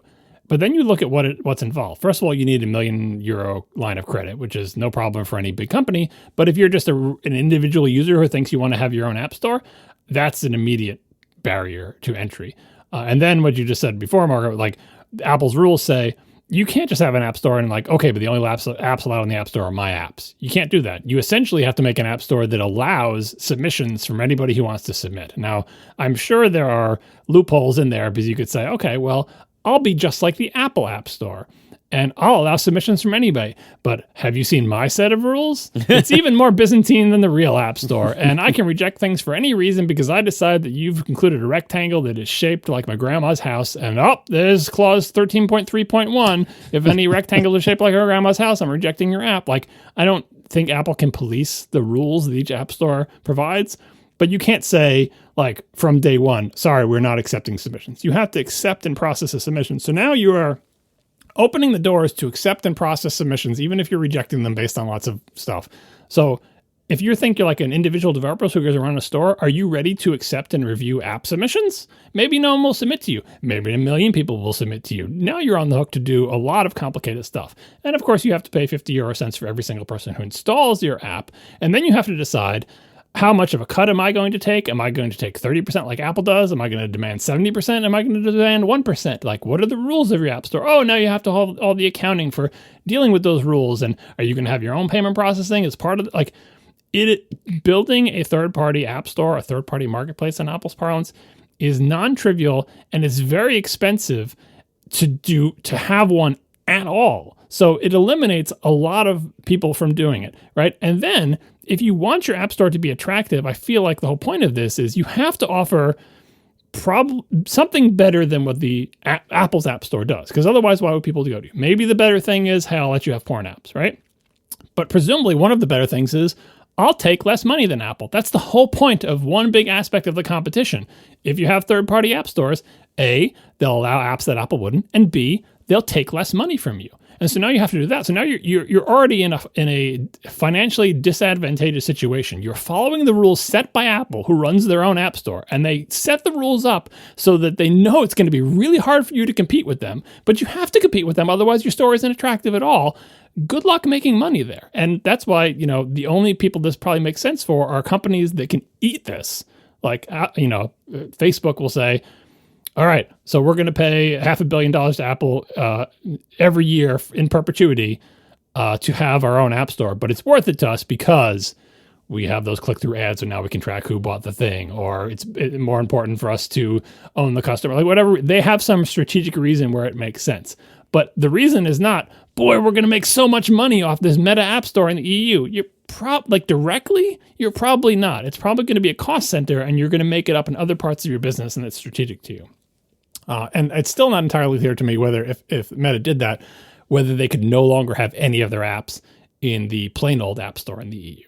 I don't think that's the case. Like I think they're allowed to have both, but they might have to be separate apps. But they have to pay the CTF on the ones that are in the plain app store, because once they accept the EU rules, this is another thing in case it wasn't clear from before. Once you accept the EU rules, even your apps that are in the Apple App Store are subject to the core technology fee. Oh, wait a minute. I don't think I knew. So it isn't per app? Well, it basically, if you have an app in the App Store and you accept the EU rules, you pay the CTF. Oh, let's clarify that, because it's right up here. So, option number 2, you accept the EU rules and you remain in the App Store, all the options have CTF. Oh, yeah, no, but I'm saying like could Facebook have the Facebook app for the rest of the world that stays the same, but then Facebook EU over here? Oh yeah, no, this is just within the EU. I'm saying within the EU, could you have you're living in the EU and you launch the Apple App Store, you see the Facebook app. You're living in the EU and you launch the Meta App Store, you see the Facebook app. Can the Facebook app be in both places as viewed by somebody in the EU? No, I believe it has to be a different. I think it has to be a different bundle ID even, but we'll see. And so. What I expect to happen here, and by the way, too, like your breakdown of the economics of the third-party app stores, like 2 points in that. First of all, the CTF kills those economics. So for everybody, for the app store owner itself, and for each individual developer, like if I wanted to submit my app to a third-party app store in the EU, first of all, again, I know they're going to charge me something because the only reason people want to run app stores is to make the same cut themselves. Like, why do you think Epic is pushing so hard against Apple? Epic runs their own game store, and they take a percentage of all the sales in it. So, of course, they just want it for themselves. That's what. Well, it's not that they want the cut of other people's; they just don't want to have to pay Apple. So, for example, when Apple distributes his own apps through the App Store, it doesn't pay itself 30%. Or if it did, it doesn't make any sense, right? That's why the idea of an Epic app store that only sells Epic apps, Epic loves that because like, sure, we'll pay ourselves 90%. We'll pay ourselves 100%. Like, it doesn't matter. They're their own apps. It's the own company. And that's why Apple has in the rules, oh, so you want to have an app store? You can't just have your own apps in there, essentially as a way to avoid paying anything. Because like, we run the app store, so we don't have to pay ourselves. That's the advantage that Apple has. They run the app store. They don't have to pay 30% of all their, so Apple has made it so that that is not an attractive thing to do. Like, no, you have to accept submissions. And you're like, oh, do I really want run an app store to deal with other people's apps? I don't want other people's apps. I just want to pay less. And then if you just want to pay less, you may be out there saying, okay, I'm not going to run my own app store. I'll just wait to see the sea of third-party app stores that pop up, and I'll pick the one that has the lowest rate. And what we're trying to say is there's not going to be a sea of third-party app stores because running a third-party app store is not a great deal. And if any do exist, they're probably going to be similar or worse deals than Apple for everybody involved, which I feel like is not in the spirit of the DMA, which is trying to increase competition. And again, the only thing I feel like the DMA is successfully accomplishing, if this is deemed to be compliant, is apps that you couldn't get before now you can get in the EU. Everything else is just such a mess that it is not helping anybody. Yeah, that's the key, is like, because even again, as a developer, like, why would I submit my app to a third-party app store? Because again, like that means I'm going to start eating the CTF for my app. That ruins the economics forever and ever. Yeah, it ruins economics in the EU for me because it's a free app. And you can't change back. Yeah, so that's the economics of it are terrible. The only reason, you're right, the only reason is if my app type or business model or whatever, if something inherent about my app is just not allowed in Apple's app store. And you somehow think you can get 50 cents of value per customer per year, more than 50% of value per customer per year, because you have to be pretty plus whatever you're paying the app store. Yeah, you have to be pretty confident that you can do that, or you're just so confident that you're never going to be above 1 million users or whatever. Yeah, so that's why I think like Apple has crafted this ingeniously so that no one will use it, basically. Like it's going to be a very specialized thing that almost no one's going to use, and you're not going to hear about. Because then the other thing too is like, suppose somebody makes a third-party app store. They jump through the hoops, they actually create one, then they actually get developers to put their apps in it, and everyone somehow pays for the CTF and everything else going along with this. You still have no users for that app store. How does that get off the ground? And the more users you get, it's 50 cents for every single one of those users, starting from user number 1. So your idea of like, I'm running a third-party app store. I need every single person on earth to install oh, no, I don't. I really don't want that. Yeah, exactly. Like the economics of it make no sense for any party involved except Apple. Apple's going to keep making their money, of course, and no developer, again, barring apps that are just not allowed, no developer would or should enter this agreement, and no one's going to want to run the stores either. I do think it is significant that everything still goes through Apple, even though what they've said they're going to do is, okay, well, they said they'll essentially allow things through except for safety or whatever. The fact that there is a decision point, the fact that everything still flows through Apple opens the door to so much abuse of Apple just deciding, oh, we're not sure when we're going to get to that app. We're really backed up right now. Oh, yeah, we found something we think is a safety concern. Like, the spirit of the DMA, the idea that there shouldn't be this small number of companies with such outsized control, Apple still has all that control. They're just saying, we won't use it in the same way as we did before. We'll only do the things that you allow in the DMA. We're just checking for safety and stuff. And sometimes we might get a little backed up and, we might have a concern. Because what's the recourse if Apple rejects it at that app review phase before it gets to the third-party app store? Apple's going to be like, we thought there was a safety concern, or it falls under this letter of thing. How long does it take to get that resolved? What is the mechanism to get that resolved? It is like, you're not cutting Apple out of this. You're just basically scolding them and saying, no, you let through more apps than you did before. And Apple says, okay, I guess we will. And if we don't, something will happen. And that's, speaking of all of this, of like, does this comply? We keep referring to that. This is the somewhat delicious irony, although not so delicious if it turns out that they're compliant. Apple has to submit this and say, okay, we saw your DMA. Here's what we're going to do to comply with it. And Apple did all this development and made all these frameworks and wrote up all this documentation and did all this stuff. But Apple doesn't know whether the thing they're proposing is actually going to be deemed compliant. They only find that out after submitting it, which is exactly how every developer feels when they spend a year developing an application and they have no idea if it's going to get on the App Store until they submit it. I was reminded of this today when I was looking at the Tapestry Kickstarter from the folks at Icon Factory, sort of like a grand unified timeline of all things accessible on the net. We should put a link to it in the show notes. In the risks section on the Kickstarter page, their number one risk, I believe, is we don't know if Apple will allow this on the App Store. That is everybody's number one risk. We talked about before, how many people just choose not to develop an application because they were afraid that Apple won't accept it? And is there a way to get pre-clearance from Apple? Can you talk to Apple and say, hey, before we spend a year and millions of dollars developing this app, can you just tell us whether you'll accept it on the App Store? And Apple's answer is, develop it, submit it to us, and we'll see. And that's kind of the EU's thing here, too. It's like, here's the rules, comply with them, and submit to us, and we'll tell you whether you complied or not. I don't know what the consequences are if they're not compliant. Do they just send it back to Apple and they keep going back and forth? But anyway, Apple is in the same situation as developers. They're not sure if this is going to comply. If the EU says this does comply, I think they're not doing a good job, because I feel like this does not comply with the spirit of what the DMA is trying to accomplish in the way that it does. But if it doesn't comply, I don't know what the rest of the process is. But it is. I do enjoy the fact that Apple is in the same situation as we are. Of course, the difference is that they have $1 bajillion and we don't. Indeed. Yeah, I mean, honestly, like, again, because I really don't want third-party app stores or sideloading on iOS for lots of reasons, I'm actually, on one level, kind of glad that Apple has found a way to cheat their way into this so that they maintain all the control. Because, like, you know, some of the things I was worried about with, for instance, Facebook having, you know, less controlled access to the hardware and software on so many people's phones, the way Apple has wedged themselves into this kind of like half app review process, even for apps that do this, I think that's good to try to help prevent, you know, bad actors like Facebook from doing the bad things that they do. And like I said, in the DMA, it says that platform holders are allowed to do these minimum things to essentially protect the integrity of the platform. I'm glad that Apple has found a way to seemingly still do a pretty thorough job of protecting the basics of the platform and you know, user experience and security and things like that. One kind of downside to this though is, like, now I feel like they will be able to keep their current anti-competitive behavior everywhere, including in the EU, and maybe even get more severe at it, because now they can point to this and say, look, if you don't like it, we gave you an escape hatch. Yeah, if you don't like it, try one of these third-party things. Oh, there aren't any? I don't know why that happened. There aren't any except for the porn store. Exactly.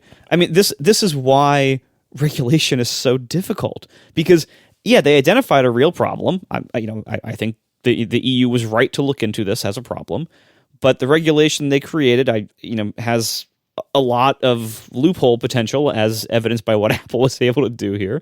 And as a result, the customer outcome, I don't think, will be that much better. And in some ways, it could get worse, because now they can even ramp up the abuses in their store that everybody will still be using. So it's tough to get regulation right. And in this case, like, it's hard to point to this and call this a victory. Well, we'll see if it's compliant, because I pulled out I was trying to look at the DMA text to see if there's anything that is clearly not compliant. And the DMA tries in a wishy-washy kind of way to avoid a situation where someone complies with the letter, but then essentially the outcome is that no one would ever want to have a third-party marketplace, for example. So here's some text from the DMA. We'll put a link in the show notes to this exact passage. The gatekeeper, Apple is the gatekeeper here because they run the App Store in this example, right? The gatekeeper shall apply fair, reasonable, and non-discriminatory general conditions of access for business users to its software application stores, online search engines, and online social networking services listed in the designated decision pursuant to blah, blah, blah, blah, right? So they try to basically say, like, look, you can't just say, oh, you can have a third-party app store, but if you want to get a third-party app store, you have to pay us $100 billion. Like, that doesn't pass the DMA, right? So they have fair, reasonable, non-discriminatory conditions, blah, blah, blah. The question is, are the financial terms set out by Apple fair, reasonable, and non-discriminatory? They're probably pretty much non-discriminatory, although you might say the $1 million line of credit is slightly discriminatory, right? But by carefully calibrating the terms to look more or less like the same deal as Apple, you could say, well, it's fair and reasonable because it's kind of the same deal that we have. But if your goal with the DMA is to foster competition, if the only way anyone can have an app store is to essentially match Apple's terms in terms of the finances, that's not an option. Developers, it's like, I want to, what you want is competition to say, hey, here's somebody offering to take less of my money than Apple. I'm going to go with them. And Apple set out the rules to say, yeah, it's going to be pretty much impossible for you to take less money than we do. In fact, you'll probably have to take more. But it's fair and reasonable because it's kind of like what we're doing, right? It's not $100 billion. It's not like, like, for example, to have a third-party app store, there's an entitlement you need to get. And Apple gives that entitlement, presumably in a fair, reasonable, non-discriminatory manner. And you just need €1 million line of credit and so on and so forth. I think they probably passed this bar, but that's the fault of the DMA. Again, if the goal of the DMA was let apps exist that couldn't exist before and allow there to be financial competition, allow people to compete by saying, we're going to give you a better deal than Apple. That is the only form of financial competition that is valid or reasonable, is we're going to give you a better deal, better terms, different financial arrangement. We'll take a smaller cut. We'll have a different way that we make money from you. Like, that is competition. And Apple is trying so hard to say, we will not allow competition along that axis at all. And I kind of blame the DMA. If they decide this is compliant, then the DMA was very poorly written because it's not accomplishing its goal. Yeah, it's interesting. I read a blog post from, Steven Sinofsky, and it was very long.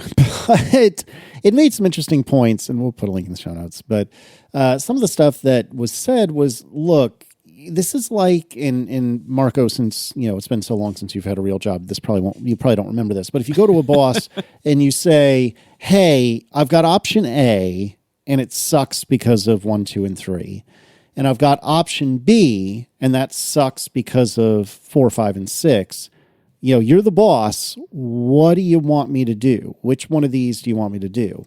And most bosses will say, oh, well, let's do option C, which eliminates bad thing 1 and 2 and bad thing 5 and 6.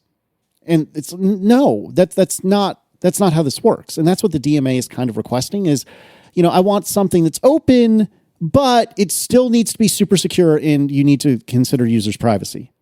Well, that might be possible, but it's not easy. And Sinofsky's post in large part was saying, look, I think this is a very American point of view, and I mostly share it, to be honest with you. But, Stephen's point was, look, this is kind of already a solved problem.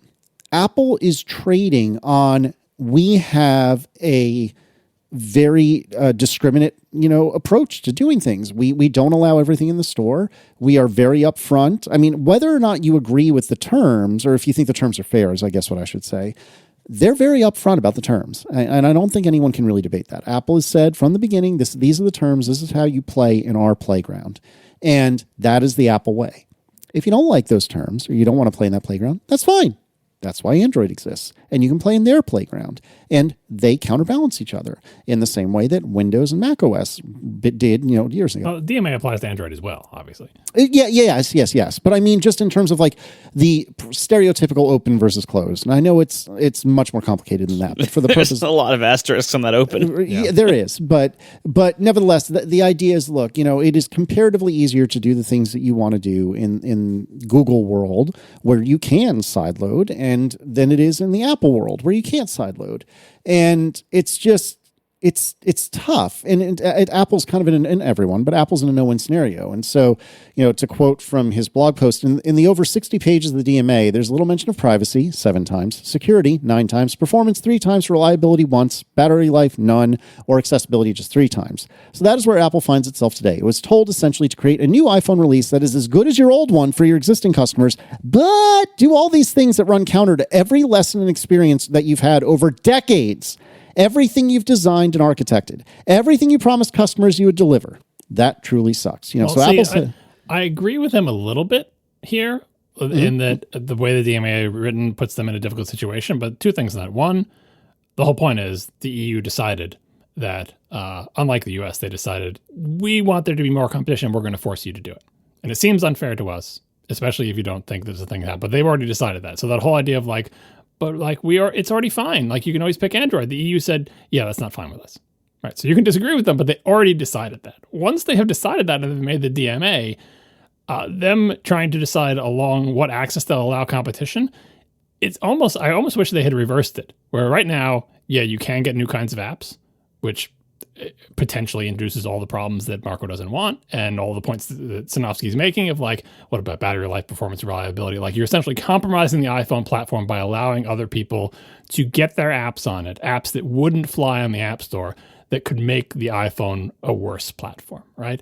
And the flip side of that is, okay, but what about the financial terms? And I kind of wish they had said, the financial terms are the more important thing to us. Allow Apple to maintain similar level of control over, battery life, performance, security, all that stuff or whatever, but just structure it such that there's a way for competing app stores to exist that take a lower cut of the money, right? Because the brand promise of the iPhone has nothing to do with how much developers pay, right? That is not the brand promise of the iPhone. It has entirely to do with the safety of the apps, how much you can trust them, all that things. That level of trust does not require Apple to take any specific percentage from developers, right? And when Steve Jobs rolled out the iPhone, he was like, we're just trying to, or the App Store rather, a year after the iPhone or whatever it was. They're like, we're just trying to break even on the App Store. He actually said that on stage, or something to that effect. Of like, it's not going to end that. Do you think he believed it? I don't. I'm guessing even he knew it was a profit center. But yeah, but either way, the whole point is, that's not part of the brand promise. That financial arrangement between Apple and developers, that specific cut, how much money Apple makes from it, is not part of the brand promise or the user experience of the iPhone. It is a background thing that is financially important to developers and Apple, but users don't even know that Apple doesn't make all the apps half the time, right? That's not part of the promise. Everything else is part of the promise. What kind of apps are available? How secure are they? Has someone checked them for something? And arguably, Apple has not been fulfilling that brand promise in the App Store itself with all the casino games for children and the scam apps. That's a separate argument. But like, if you can imagine a different version of the DMA that essentially would make Sinofsky happy to say, we're not going to force you to break the brand promise of your phone. What we are going to force you to do is allow competition on the business terms that developers get. And the DMA does not do that at all. Instead, it says, we'll allow a bunch of porn and copyright violations, but don't worry, Apple, you'll still get your cut. And that is not, to Marco's point, is not satisfactory to anybody, because even if you're in favor of third-party app stores, you'd be like, no, not like that. Like, we want, like, I want the iPhone to continue to be good. I just want there to be financial competition about, in the marketplaces. And that's not what the DMA is doing. And it's really sucky. Like, Sinofsky spent so long essentially being angry about the fact that Microsoft was forced to make their operating system worse to satisfy the EU. And Apple is now being forced to make their platform worse to satisfy the EU.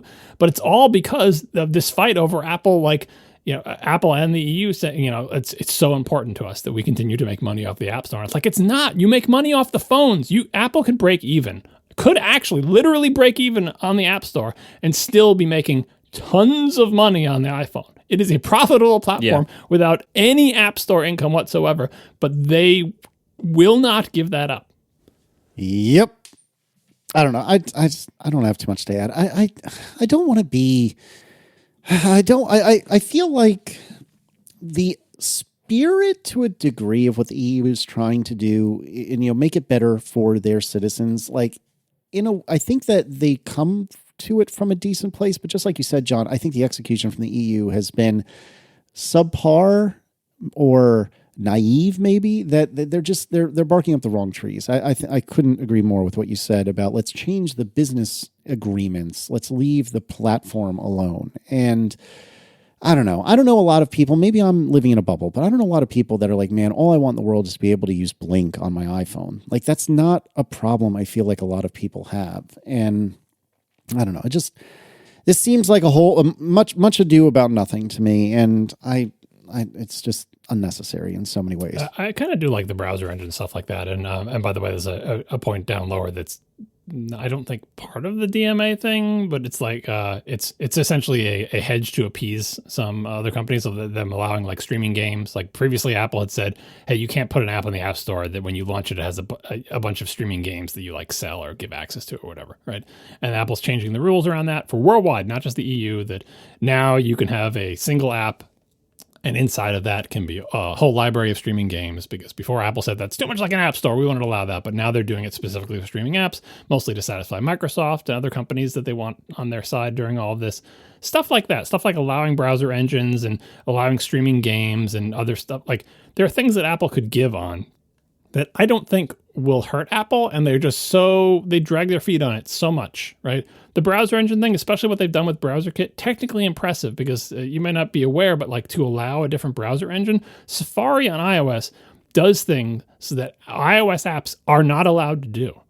Spawning multiple processes, having multiple threads, they do all sorts of stuff with just the process architecture and what the app is doing in the background and how many things are running and are allowed to remain alive and not get killed off, like to implement all the various web standards that regular apps are not allowed to do. And they're, sandbox in the right way, so they're not security holes.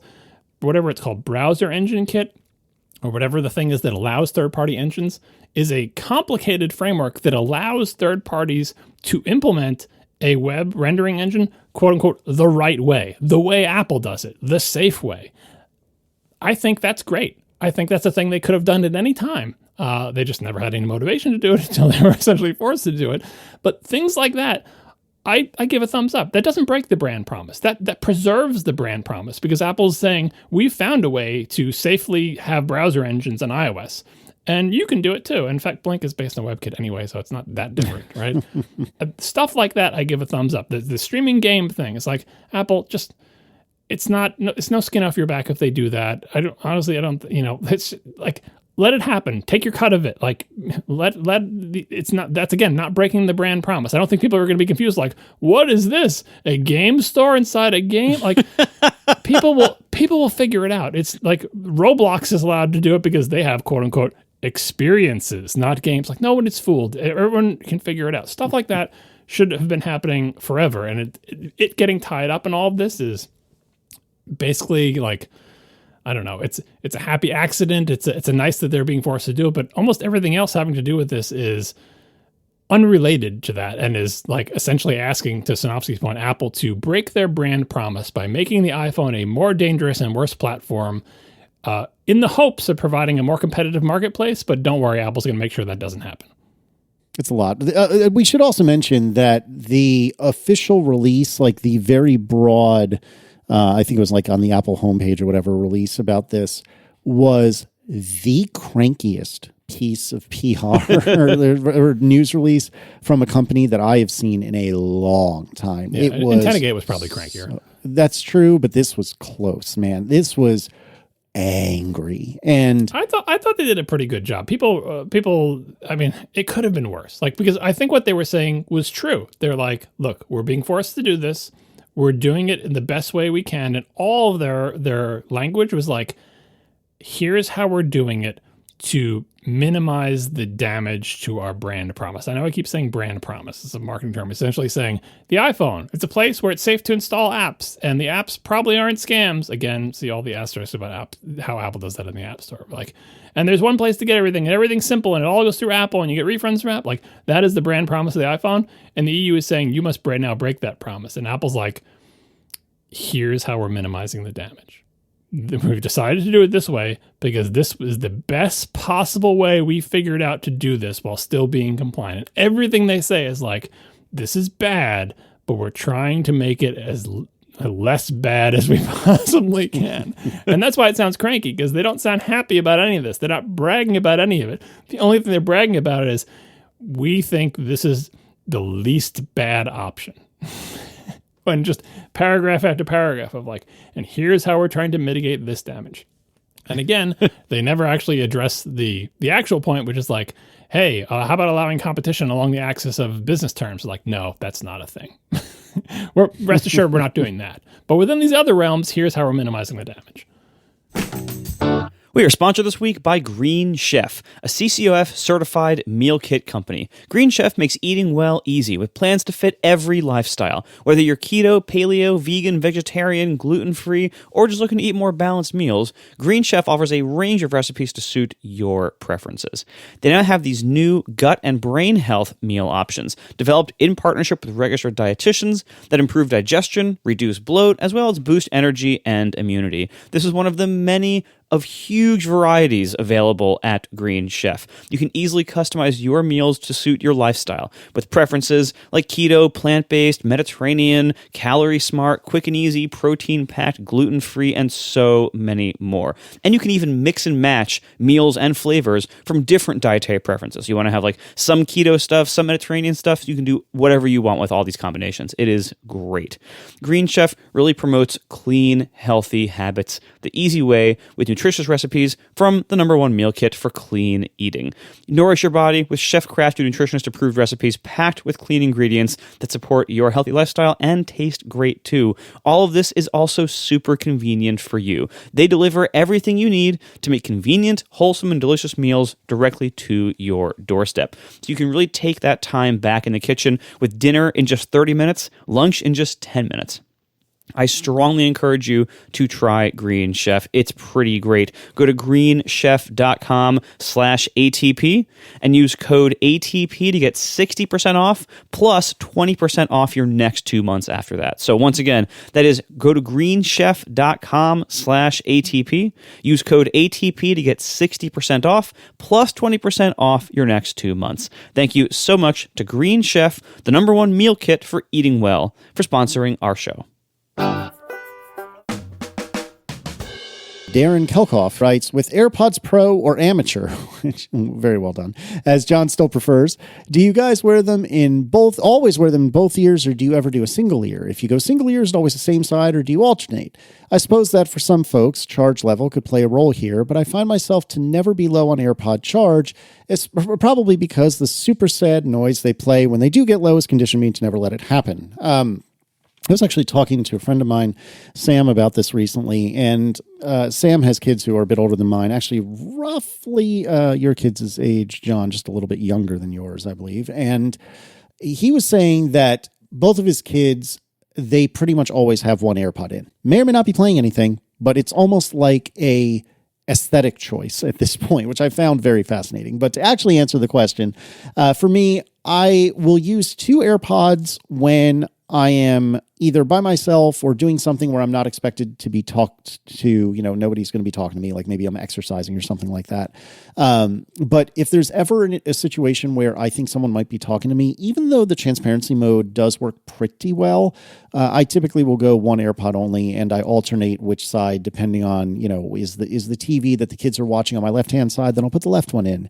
Am I in bed? Well, I sleep on the right-hand side of the bed if I'm on my back, and so I'll put my right AirPod in if I'm listening to something, but I want to leave the left ear available for Aaron to talk to me or whatever the case may be. So I do all of the above, and I will do it all situationally. Marco, let's talk about how you use your AirPods, and then John, you can wrap us up, please. I use both of my AirPods Pros or neither of them. I don't do the one in, one out thing. All right, John. The only time I do one ear is, as was alluded to in the question, if the battery on one of them is bad. And this happens to me a surprising amount. Why does it happen? I don't know. Sometimes I put both my AirPods in the case and one of them doesn't charge. And, you've got grit or dirt in your case. Make sure the contacts are clean. Blah, blah.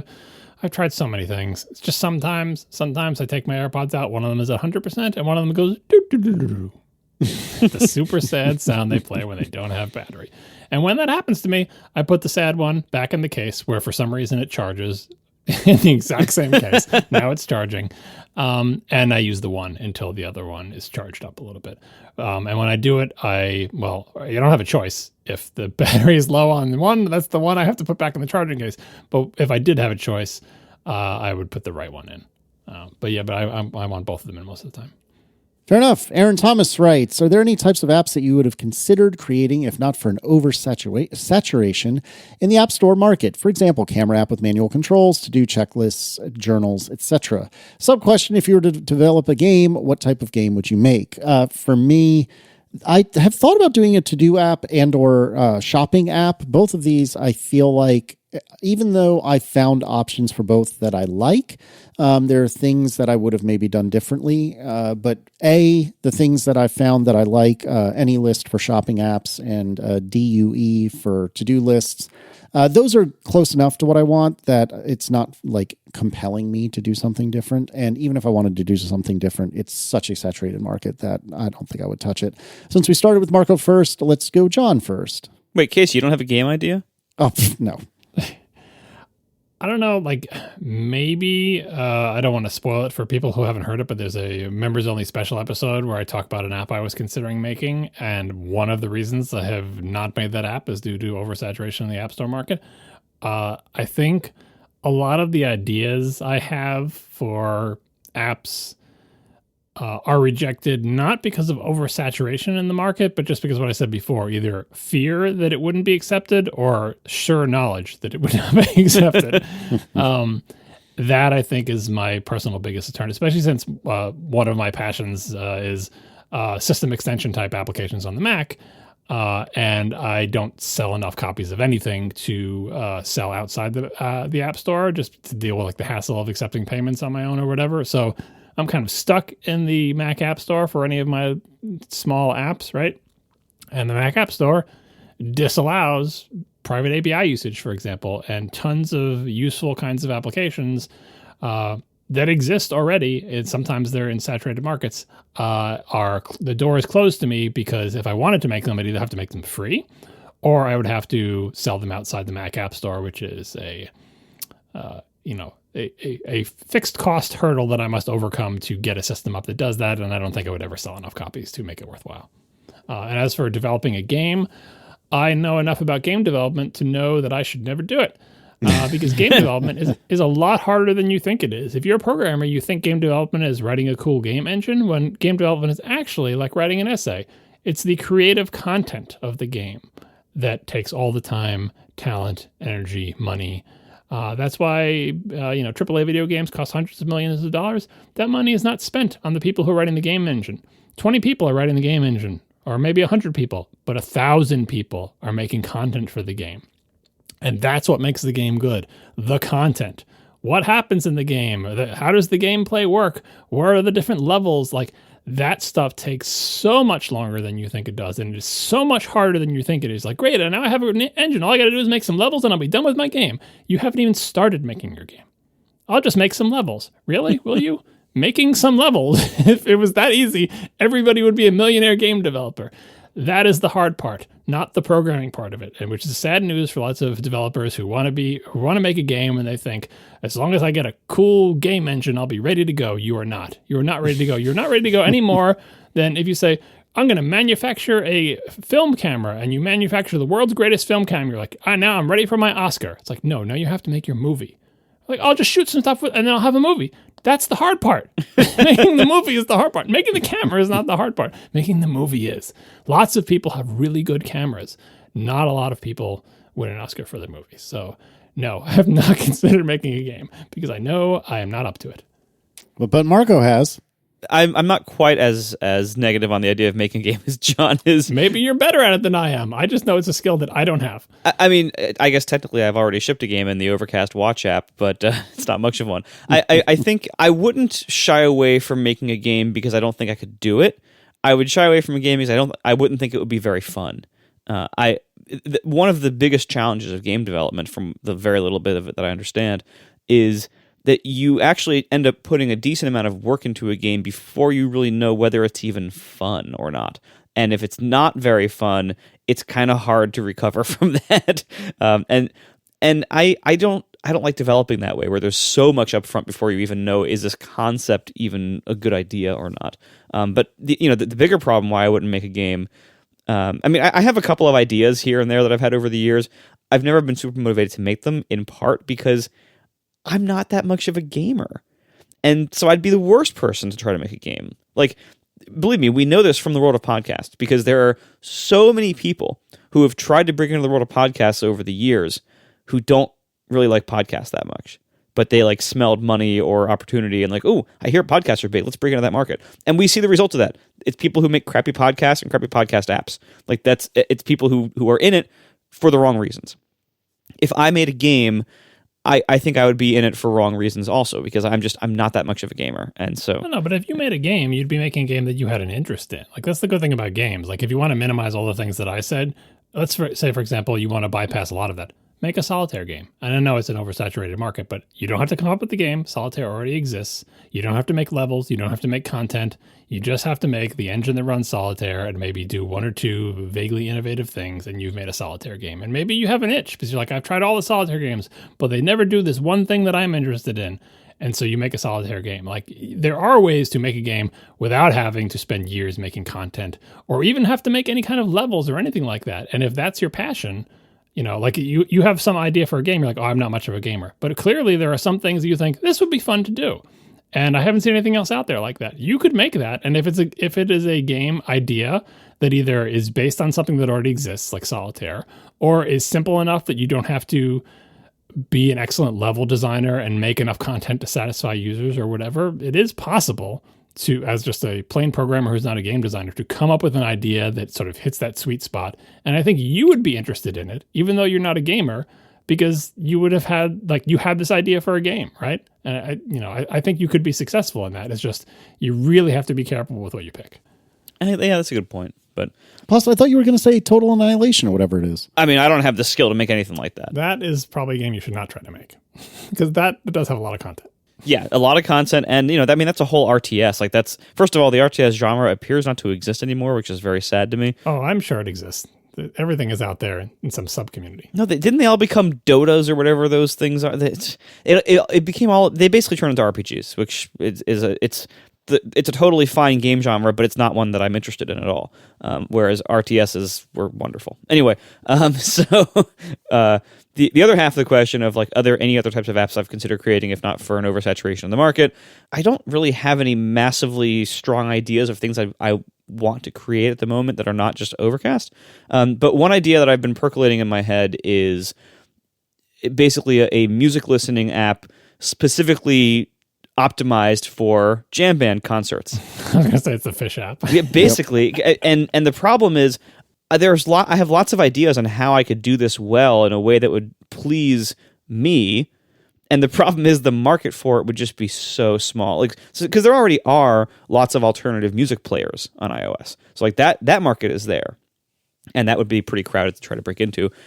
And what I would want to do with my app would be more like optimized for how you select what to play and how it is displayed in the app and things like that if you have a large collection of jam band concerts like I do. But, I mean, again, the market for that's going to be like 10 people. So I don't know if I'm ever going to make it, just because the amount of work it would take to make that is way higher than the value even I would probably get out of it, and there just is not enough of an audience for that. So it's actually not really a question of oversaturation as much as insufficient demand. What about audio editor? Do you consider that oversaturated, or does that just seem like too much work? Breaking into people's professional workflows is very difficult. If it was the only thing I was working on, I think I could make that happen. And again, it wouldn't have a big market, but I could at least make a decent one. But it's so much work to make a decent one that I don't think I could do it while juggling almost anything else in my life. But do you think that market is oversaturated on the Mac specifically? Obviously, we're not talking about Windows. You're not make a Windows. On the Mac specifically, there is like Adobe Audition. There's whatever that free one is, Audacity, I think. Yep. There's Logic, obviously. There's Reaper. The one that Snell uses. What is that one called? Ferrite. Yeah. I mean, I don't think it's oversaturated, but there are a lot of big competitors. Adobe is a big competitor. Apple is a big competitor. And there's also, like the Ferrite, there are some indie lower, there's some competition kind of at your level as well. So I wouldn't say it's oversaturated, but it's not like it's clear that it'd be like, oh, finally, a Mac audio editor. I've been waiting for one of these. Yeah. And also, like, what people want in an audio editor is all over the map, and there's lots of different directions that it's going. Like, for instance, there's these things like Descript, these text-based ones where they transcribe the audio and then you kind of edit the text. Like, there's all the, and some of them are web-based, some of them are native, some of them are iOS only, some of them are Mac. Like, so it's kind of all over the place. There's a lot of options, and because professional tools, one of the reasons why pro tools like Logic and like Pro Tools and like Photoshop and things like that. One of the reasons why they tend to be large and bloated is that everyone has some different need for their workflow or their situation. That would happen with your Jamban app too, by the way. If you made that, everyone would be like, I love your app, but can you add this feature? Can you add that? And these would all be the same fish fans, but the union of all their feature requests, like, I'll buy your app as soon as you add my 2 features. So many, they would want so many features, just the fish fans alone. Yeah, exactly. So anything that where you're serving, like, somebody's workflow needs, like an audio editor, you're going to have very, very strong pressure to make the app very broad, to just add a whole bunch of features to satisfy, oh, well, my company would buy, 15 licenses of your app if only you added this one little change over here. I mean, digital watermarking for more efficient dynamic ad insertion. You'd be like, what? Even if you're making like a podcast-focused audio editor, what does the market for podcast-focused audio editors look like? It's not people with shows like ours. It's everybody else. And the things they want out of a podcast-focused audio editor, you are not going to be enthusiastic about giving them. Right. Because the people who would buy it would mostly be, like the big podcast production studios, and like, they're not going to buy my app. It has to work with Avid or whatever. Like they have workflows that are alien. Yeah, they're going to use like all the highest end stuff with their staff of 60 people producing a podcast. Like they're not going to use my little indie Mac app that's optimized for making shows like this. Yeah. We need collaborative editing of the podcast by 7 people simultaneously through the web. Yeah, exactly. So that's one of the many reasons why I'm still working on Overcast. First of all, I like working on Overcast, and I'm not really feeling any pressure to stop doing that. But also, I don't really have any other better ideas right now that I'd rather be doing. So I'm gonna keep doing this for a while. I hear that. Christian Kent writes, what audio settings do you use on Apple Music? And it has a bunch of options here. And I'm happy to read them off, but where am I looking to answer this question? Because I genuinely have no idea. Go to the support article that's linked there. I did, but that didn't talk about it. Talked about like EQ, and I didn't see anything else. So this is the music app on the Mac. You can see the equalizer thing. Mm-hmm. I think that's where a lot of these things are.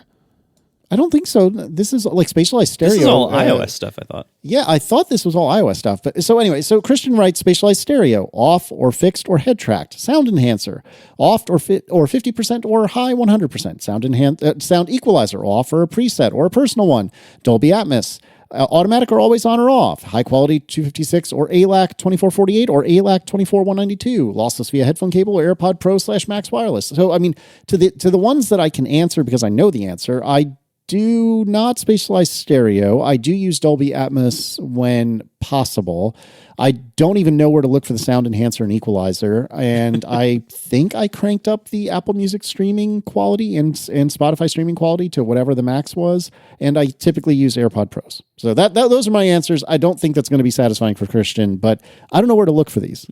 I think I'm even more boring than that. Like on iOS, I have everything set to the defaults except spatialized stereo, which I have set to off, because I believe the default is kind of the automatic thing, and I hated it very much. So I turn off all of these enhancements on iOS, and the main reasons why, first of all, like my iOS listening setup is almost always either my car or AirPods Pro, and in both of those cases, we are not talking about audiophile grade setups. We're talking about decent consumer level stuff, but not audiophile grade setups, and that's what my phone is for. At my desk, I do have an audiophile grade setup. What I don't believe in, though, is all this lossless high bit rate or high sample rate stuff. I would challenge anybody out there, if you have any way to set up a blind test between your lossless option and decent compression, like 256 kbits or higher, I would challenge you to be able to tell the difference. I really don't think you can. Now, if it makes you happy to turn on your lossless audio and crank all these settings up and, be like, playing at 24, 192, which your ears cannot tell the difference. If it makes you happy to do that, fine, no harm done.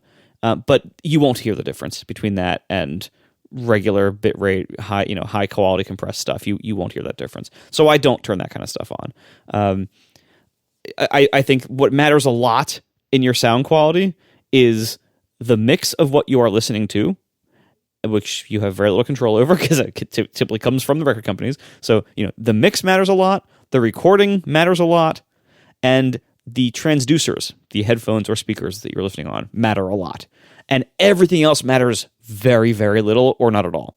So some of these options, things like Dolby Atmos, that's actually selecting a different mix if available. So it might sound better, but it's not really because of the Atmos. It's because you're listening to a different mix. Spatialized stereo is messing with the mix. So it might sound better. If it sounds better to you, great. It does not sound better to me. Same thing with sound enhancer and sound equalizer. These are also just various ways to have the phone mess with the mix. Listen to what pleases you. But for me, what I generally like is less processing on the audio, not more. So I tend to listen to things as flat as possible. No EQ, no processing, no spatialization, and Atmos, if available, maybe, but most of what I listen to is not available, so it's kind of a moot point. So I do the spatialized stereo off because I also hate that. I hate the head track one. I hate the fixed one. I hate it all. And that's the John Syracuse story, right? That's an example of the phone or whatever taking the audio and changing it in a way that it hopes will be more pleasing to you. All right. So somebody, made a song and they mixed it and they recorded it and they put it down and the phone is like, on its way out, we're going to do something different with it. And whatever it's doing with it, I do not like. I don't find it pleasing. So always leave that off. Sound enhancer and equalizer. I think sound enhancer is off unless it's on by default. But this brings me to equalizer brings me to the next thing, which is the only thing that I do on my phone specifically to mess with the sound on its way out. And it is based on a process that I performed on this show a year ago or 2 years ago or three, whatever it was, where we found these apps that you can find on the App Store, mostly not scammy, but not particularly high quality apps that will play a series of tones for you and ask you if you heard them. Do you remember when we did this? Like the hearing test? Yeah. I remember that this was a thing, and I think I still have the app on one of my home screens because I've been meaning to do it for literally years. Where is that? I made one of these a long time ago. Yeah, there's a bunch of apps on the App Store that will do this, but essentially what they'll do is they're not great apps. I found they don't you want it to be like a good app that's like now you're playing the tone. Do you hear it? Do you not hear it? Anyway, it's like a hearing test where they play a series of tones to test what kind of frequencies you can hear. And if you're an older person, as in older than 20. You should try this because as you age past your 20s, you start losing hearing in different frequencies, right? And the result of this is a profile of here are the frequencies you can hear and how well you can hear them. And iOS supports using that profile for all of its audio playback. You can say, I used this janky app and it came up with a profile for me. Now iOS, please use this profile. It's essentially like an equalizer setting, but it's based on how well each one of your ears hears certain frequencies. So I enabled that way back then, and it's still enabled. As far as I'm aware, all audio that comes out of my phone to go to whatever gets passed through that. And what that's trying to do is saying, okay, you have trouble in your left ear. You can only hear 95% of this frequency. So I'm going to boost that frequency to hopefully get it to the level that it should be, the 100% that everyone else hears. And I enabled that years ago, and I was surprised to see when I looked up to answer this question that it is still enabled. And what you want, it's kind of like doing parametric EQ for home theater setup. What you want is to okay, phone, make it so my old person ears hear closer to what a young person's ears would. It can't solve everything. If you just can't hear this frequency because you're too old and it's too high, boosting the volume of 18,000 hertz is not going to help you if you just literally can't hear it, right? It's only so much it can do. But I feel like when I did the before and after, I'm like, yeah, I think that is an improvement. So that is the only thing that I'm aware of that my phone is doing to mess with the sound. Within individual apps, I will use Marco's voice boost feature on podcasts that have bad audio mixes. Oh, yeah, sure. You can do it it's a per podcast setting. I can say this podcast, they don't know how to mix their audio, turn on voice boost. But that's just within Overcast. Voice boost doesn't apply when I'm playing songs in Apple Music, right? In terms of the quality, I'm like Marco, as long as it is not an ancient MP3 from the 90s, it has a reasonable bit rate. I don't care about lossless. I don't care about 24-bit, 192 kilohertz. My ears are too old to hear that. My audio equipment is not good enough. Half the time I'm listening on AirPods 3rd gen, forget it. For 24-bit, 192 kilohertz. No, my AirPods, it's pointless. Same thing with lossless via cable, and no, I don't care about any of that. So in general, I don't want the phone messing with my audio, with the one exception being that thing. And I kind of wish Apple would build that into iOS. Like maybe it is. Maybe there's some accessibility setting where it will take you through the hearing test, build your personal hearing profile, and then just apply that. Because I when I tried to reproduce this a little while ago, I'm like, what was that? I was just like, okay, Casey, what was that app called?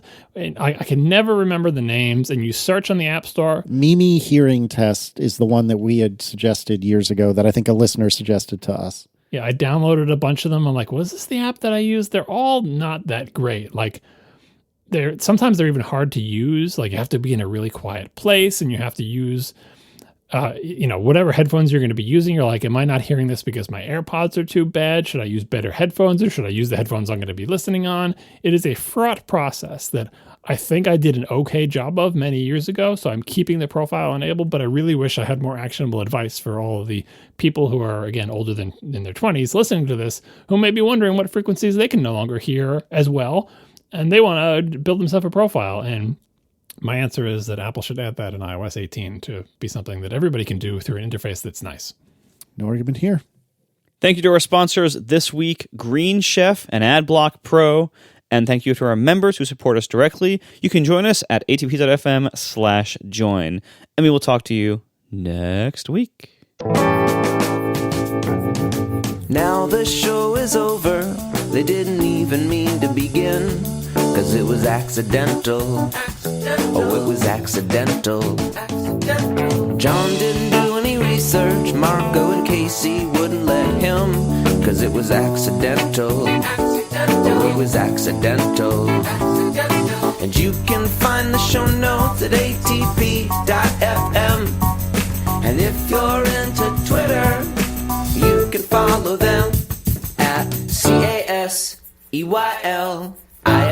so that's Casey Liss, MARCOARMENT, Marco Arment, SIRAC, USA Syracuse. It's accidental. They didn't mean to. Accidental. Tech podcast so long. So I was watching all these video reviews, and I am excited to get my Vision Pro on Friday and use it as a Mac monitor.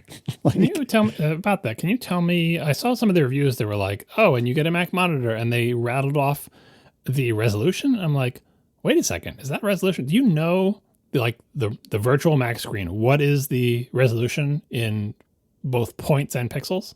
I think I understand this, but it's one of those things where my understanding is hazy, and I will probably not verbalize it well, but let me give it a shot. So let me set a little more context. So I was thinking about this a few days back before all the reviews had come out, and it occurred to me that, first of all, I think we had all been thinking the same thing, that it could be neat to have your laptop, and I presume this works with the desktop, although I don't know. I think MKBHD made passing mention that it does. But anyways, say you have a laptop, because that's what I'm used to, and because laptops are superior. Am I right, Marco? So anyways, you have a laptop and you're either at home, but you're not at your desk, or perhaps you don't have a second monitor at your desk, whatever the case may be, or maybe you're remote and you would like to have a bigger screen.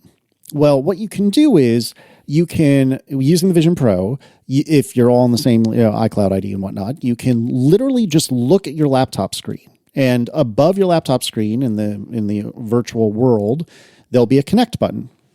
And you cast your eyes onto the connect button, you pinch, and you wait for a few moments, and suddenly the physical, real world laptop screen goes dark.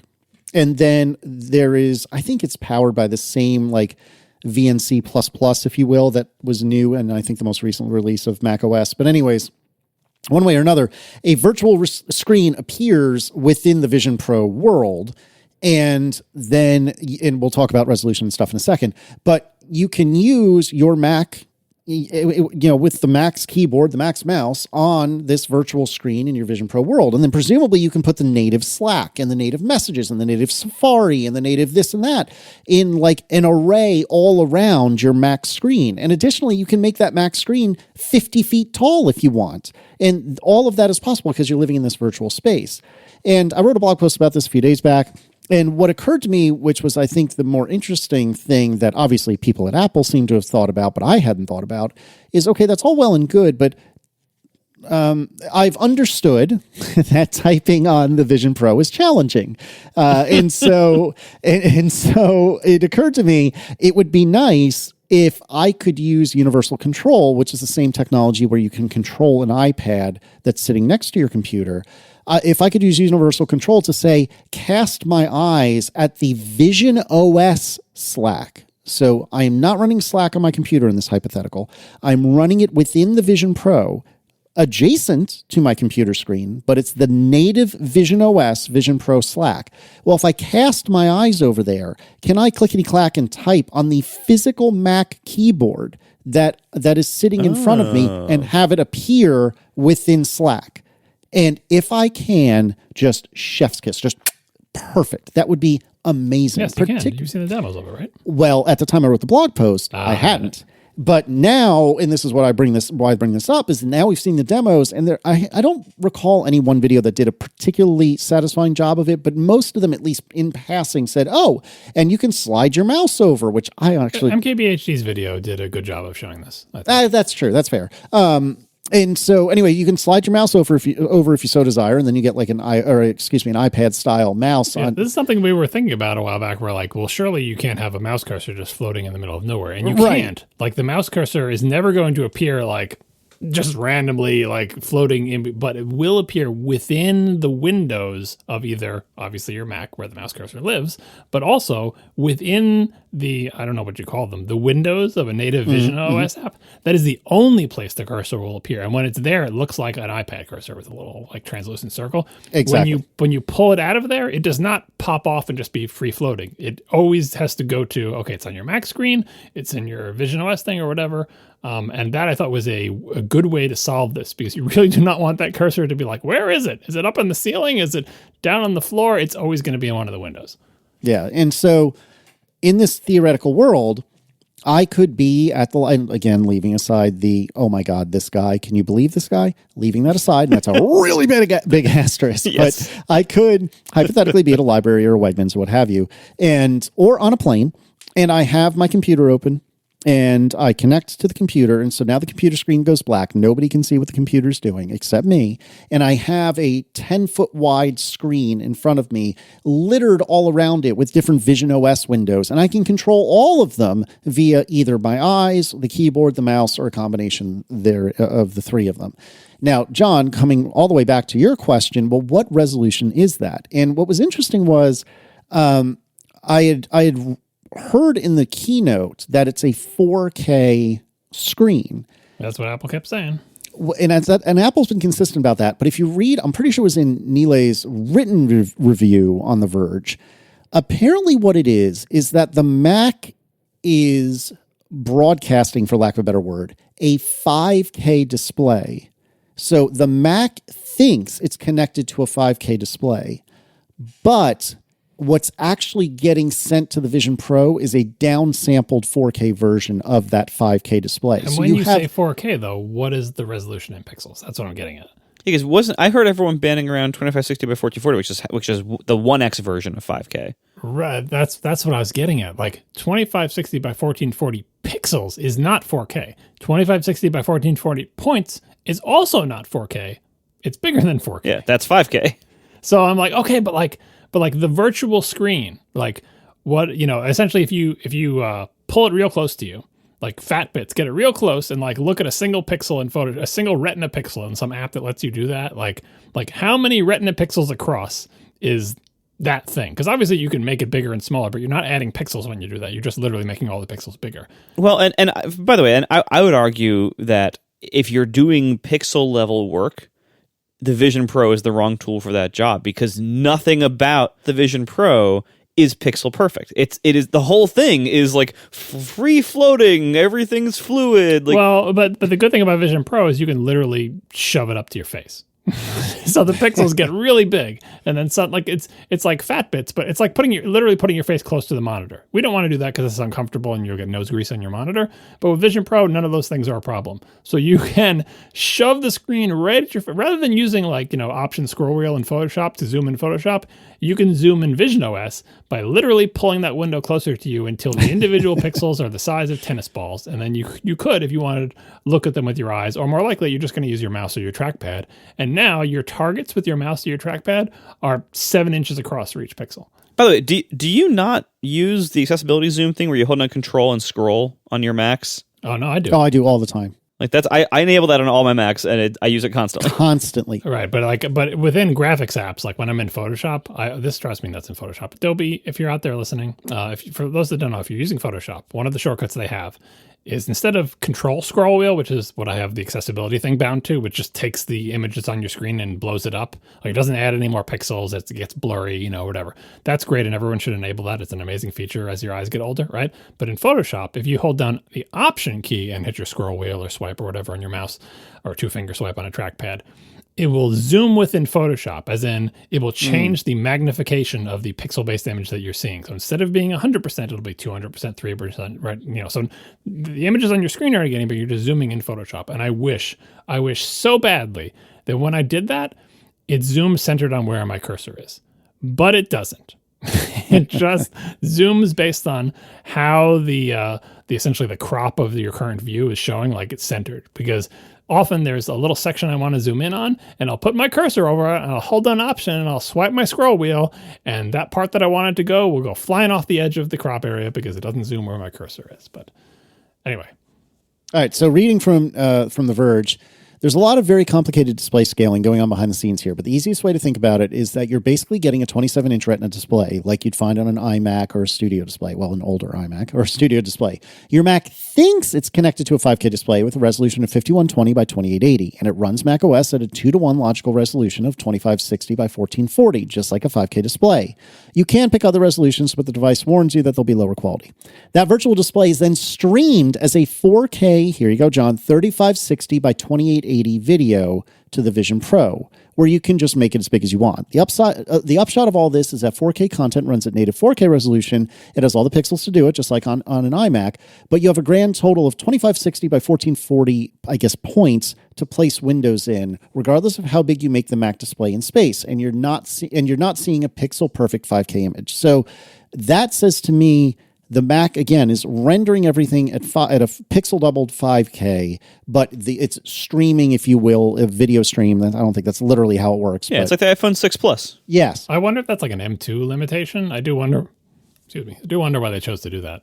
I mean, it could just be like the bandwidth of that stream, like because whatever they're doing to have super low latency screen sharing. I'm sure there is some kind of upper bound to how what the resolution that they're sending can actually be, while still keeping it that low latency and that reliable over whatever wireless connection it's using.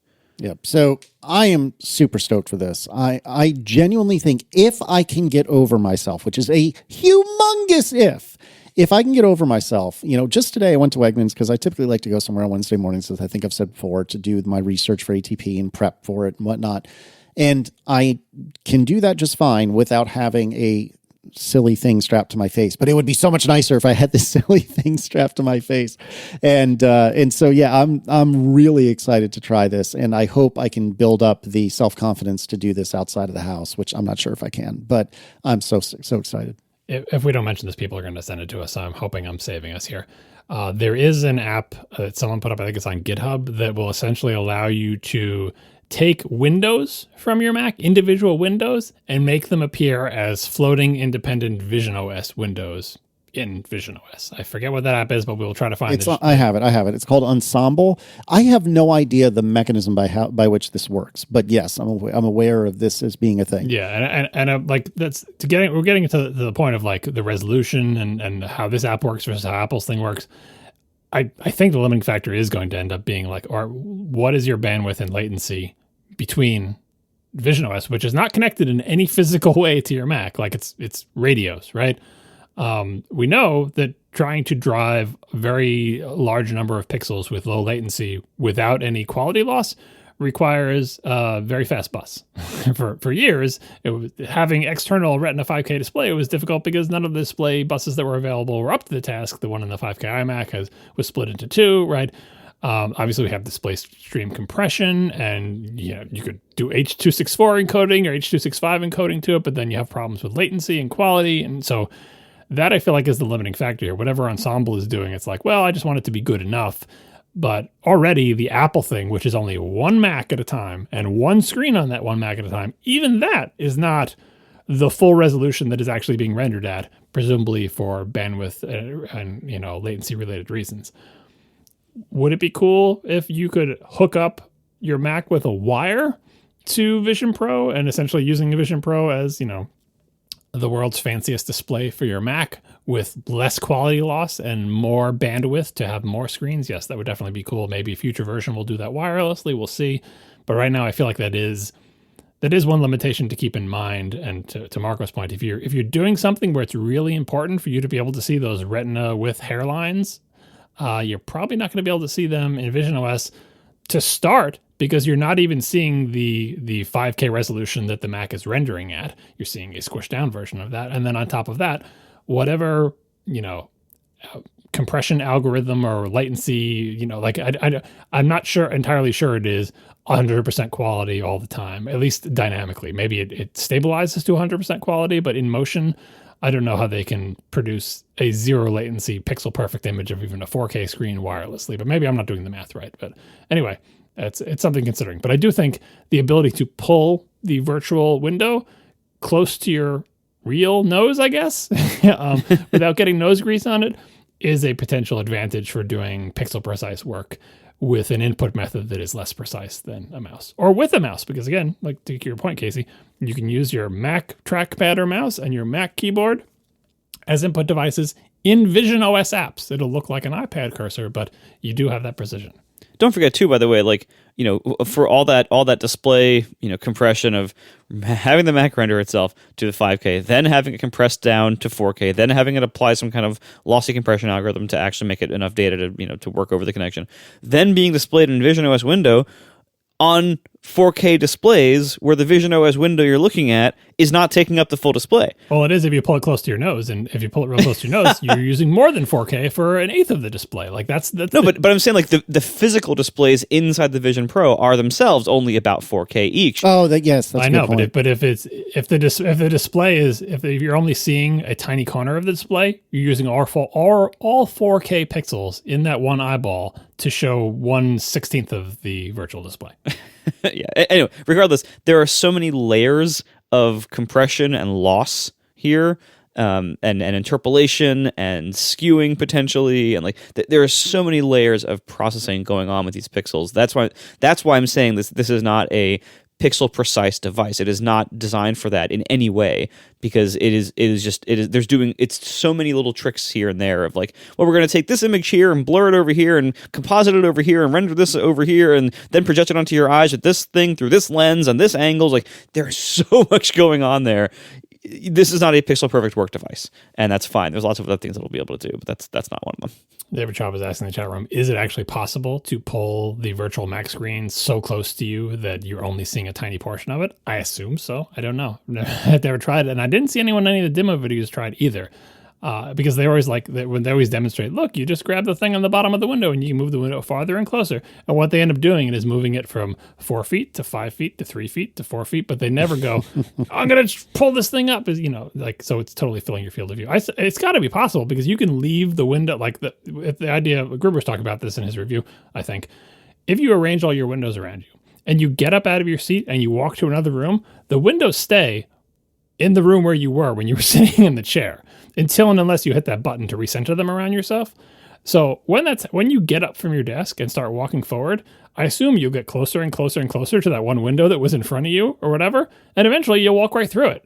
And right before you walk right through it, if it is at eye level, it has to be filling your field of view, right? Yeah, because you can play with that in the simulator, because you can take like your PS5 controller with the simulator and like kind of walk around the windows. They start to fade away as you get too close, though. I think I haven't done it in a while. No, that may be the thing. Maybe they you can't actually get that close to them because they become so transparent you can't see anything anymore. I believe that. I think that happens. I can't pull it up right now, but I think that's what happened. Yeah, that'll be an interesting thing to see. But yeah, like the other thing that I have not actually gotten an inclusive answer is like, oh, it's more than 4K for each eyeball. And people think they're going to see a 4K display. It's like, well, not unless it fills every pixel of that display, which it probably won't because it's not even the right aspect ratio to begin with. Right? I don't even know if it can. I don't even know if the OS allows a window to project 1-to-1 onto the output pixels. Yeah. Like I said, because maybe you can't zoom it that far because it comes translucent. But the thing I never got the answer to is, does having a more than 4K display for each eye offer you more effective resolution than having a single display in front of you, not in a headset, that has as many pixels as one of the eyeballs? You know what I mean? Like, do you get more resolution from each eye having 4K pixels than two eyes looking at a real 4K screen? And I don't know. There could be some weird interpolation tricks you could do, maybe, but I don't know. I mean, it seems to me that you should, especially when things are in motion, because they're seeing two different images, but maybe I'm wrong. Maybe I'm just not thinking it through. But anyway, yeah, the limitations like the window fading are considerations that have to do with Vision OS that may prevent you from ever getting close enough, ever being able to see the window in an opaque manner, filling your field of view in that way.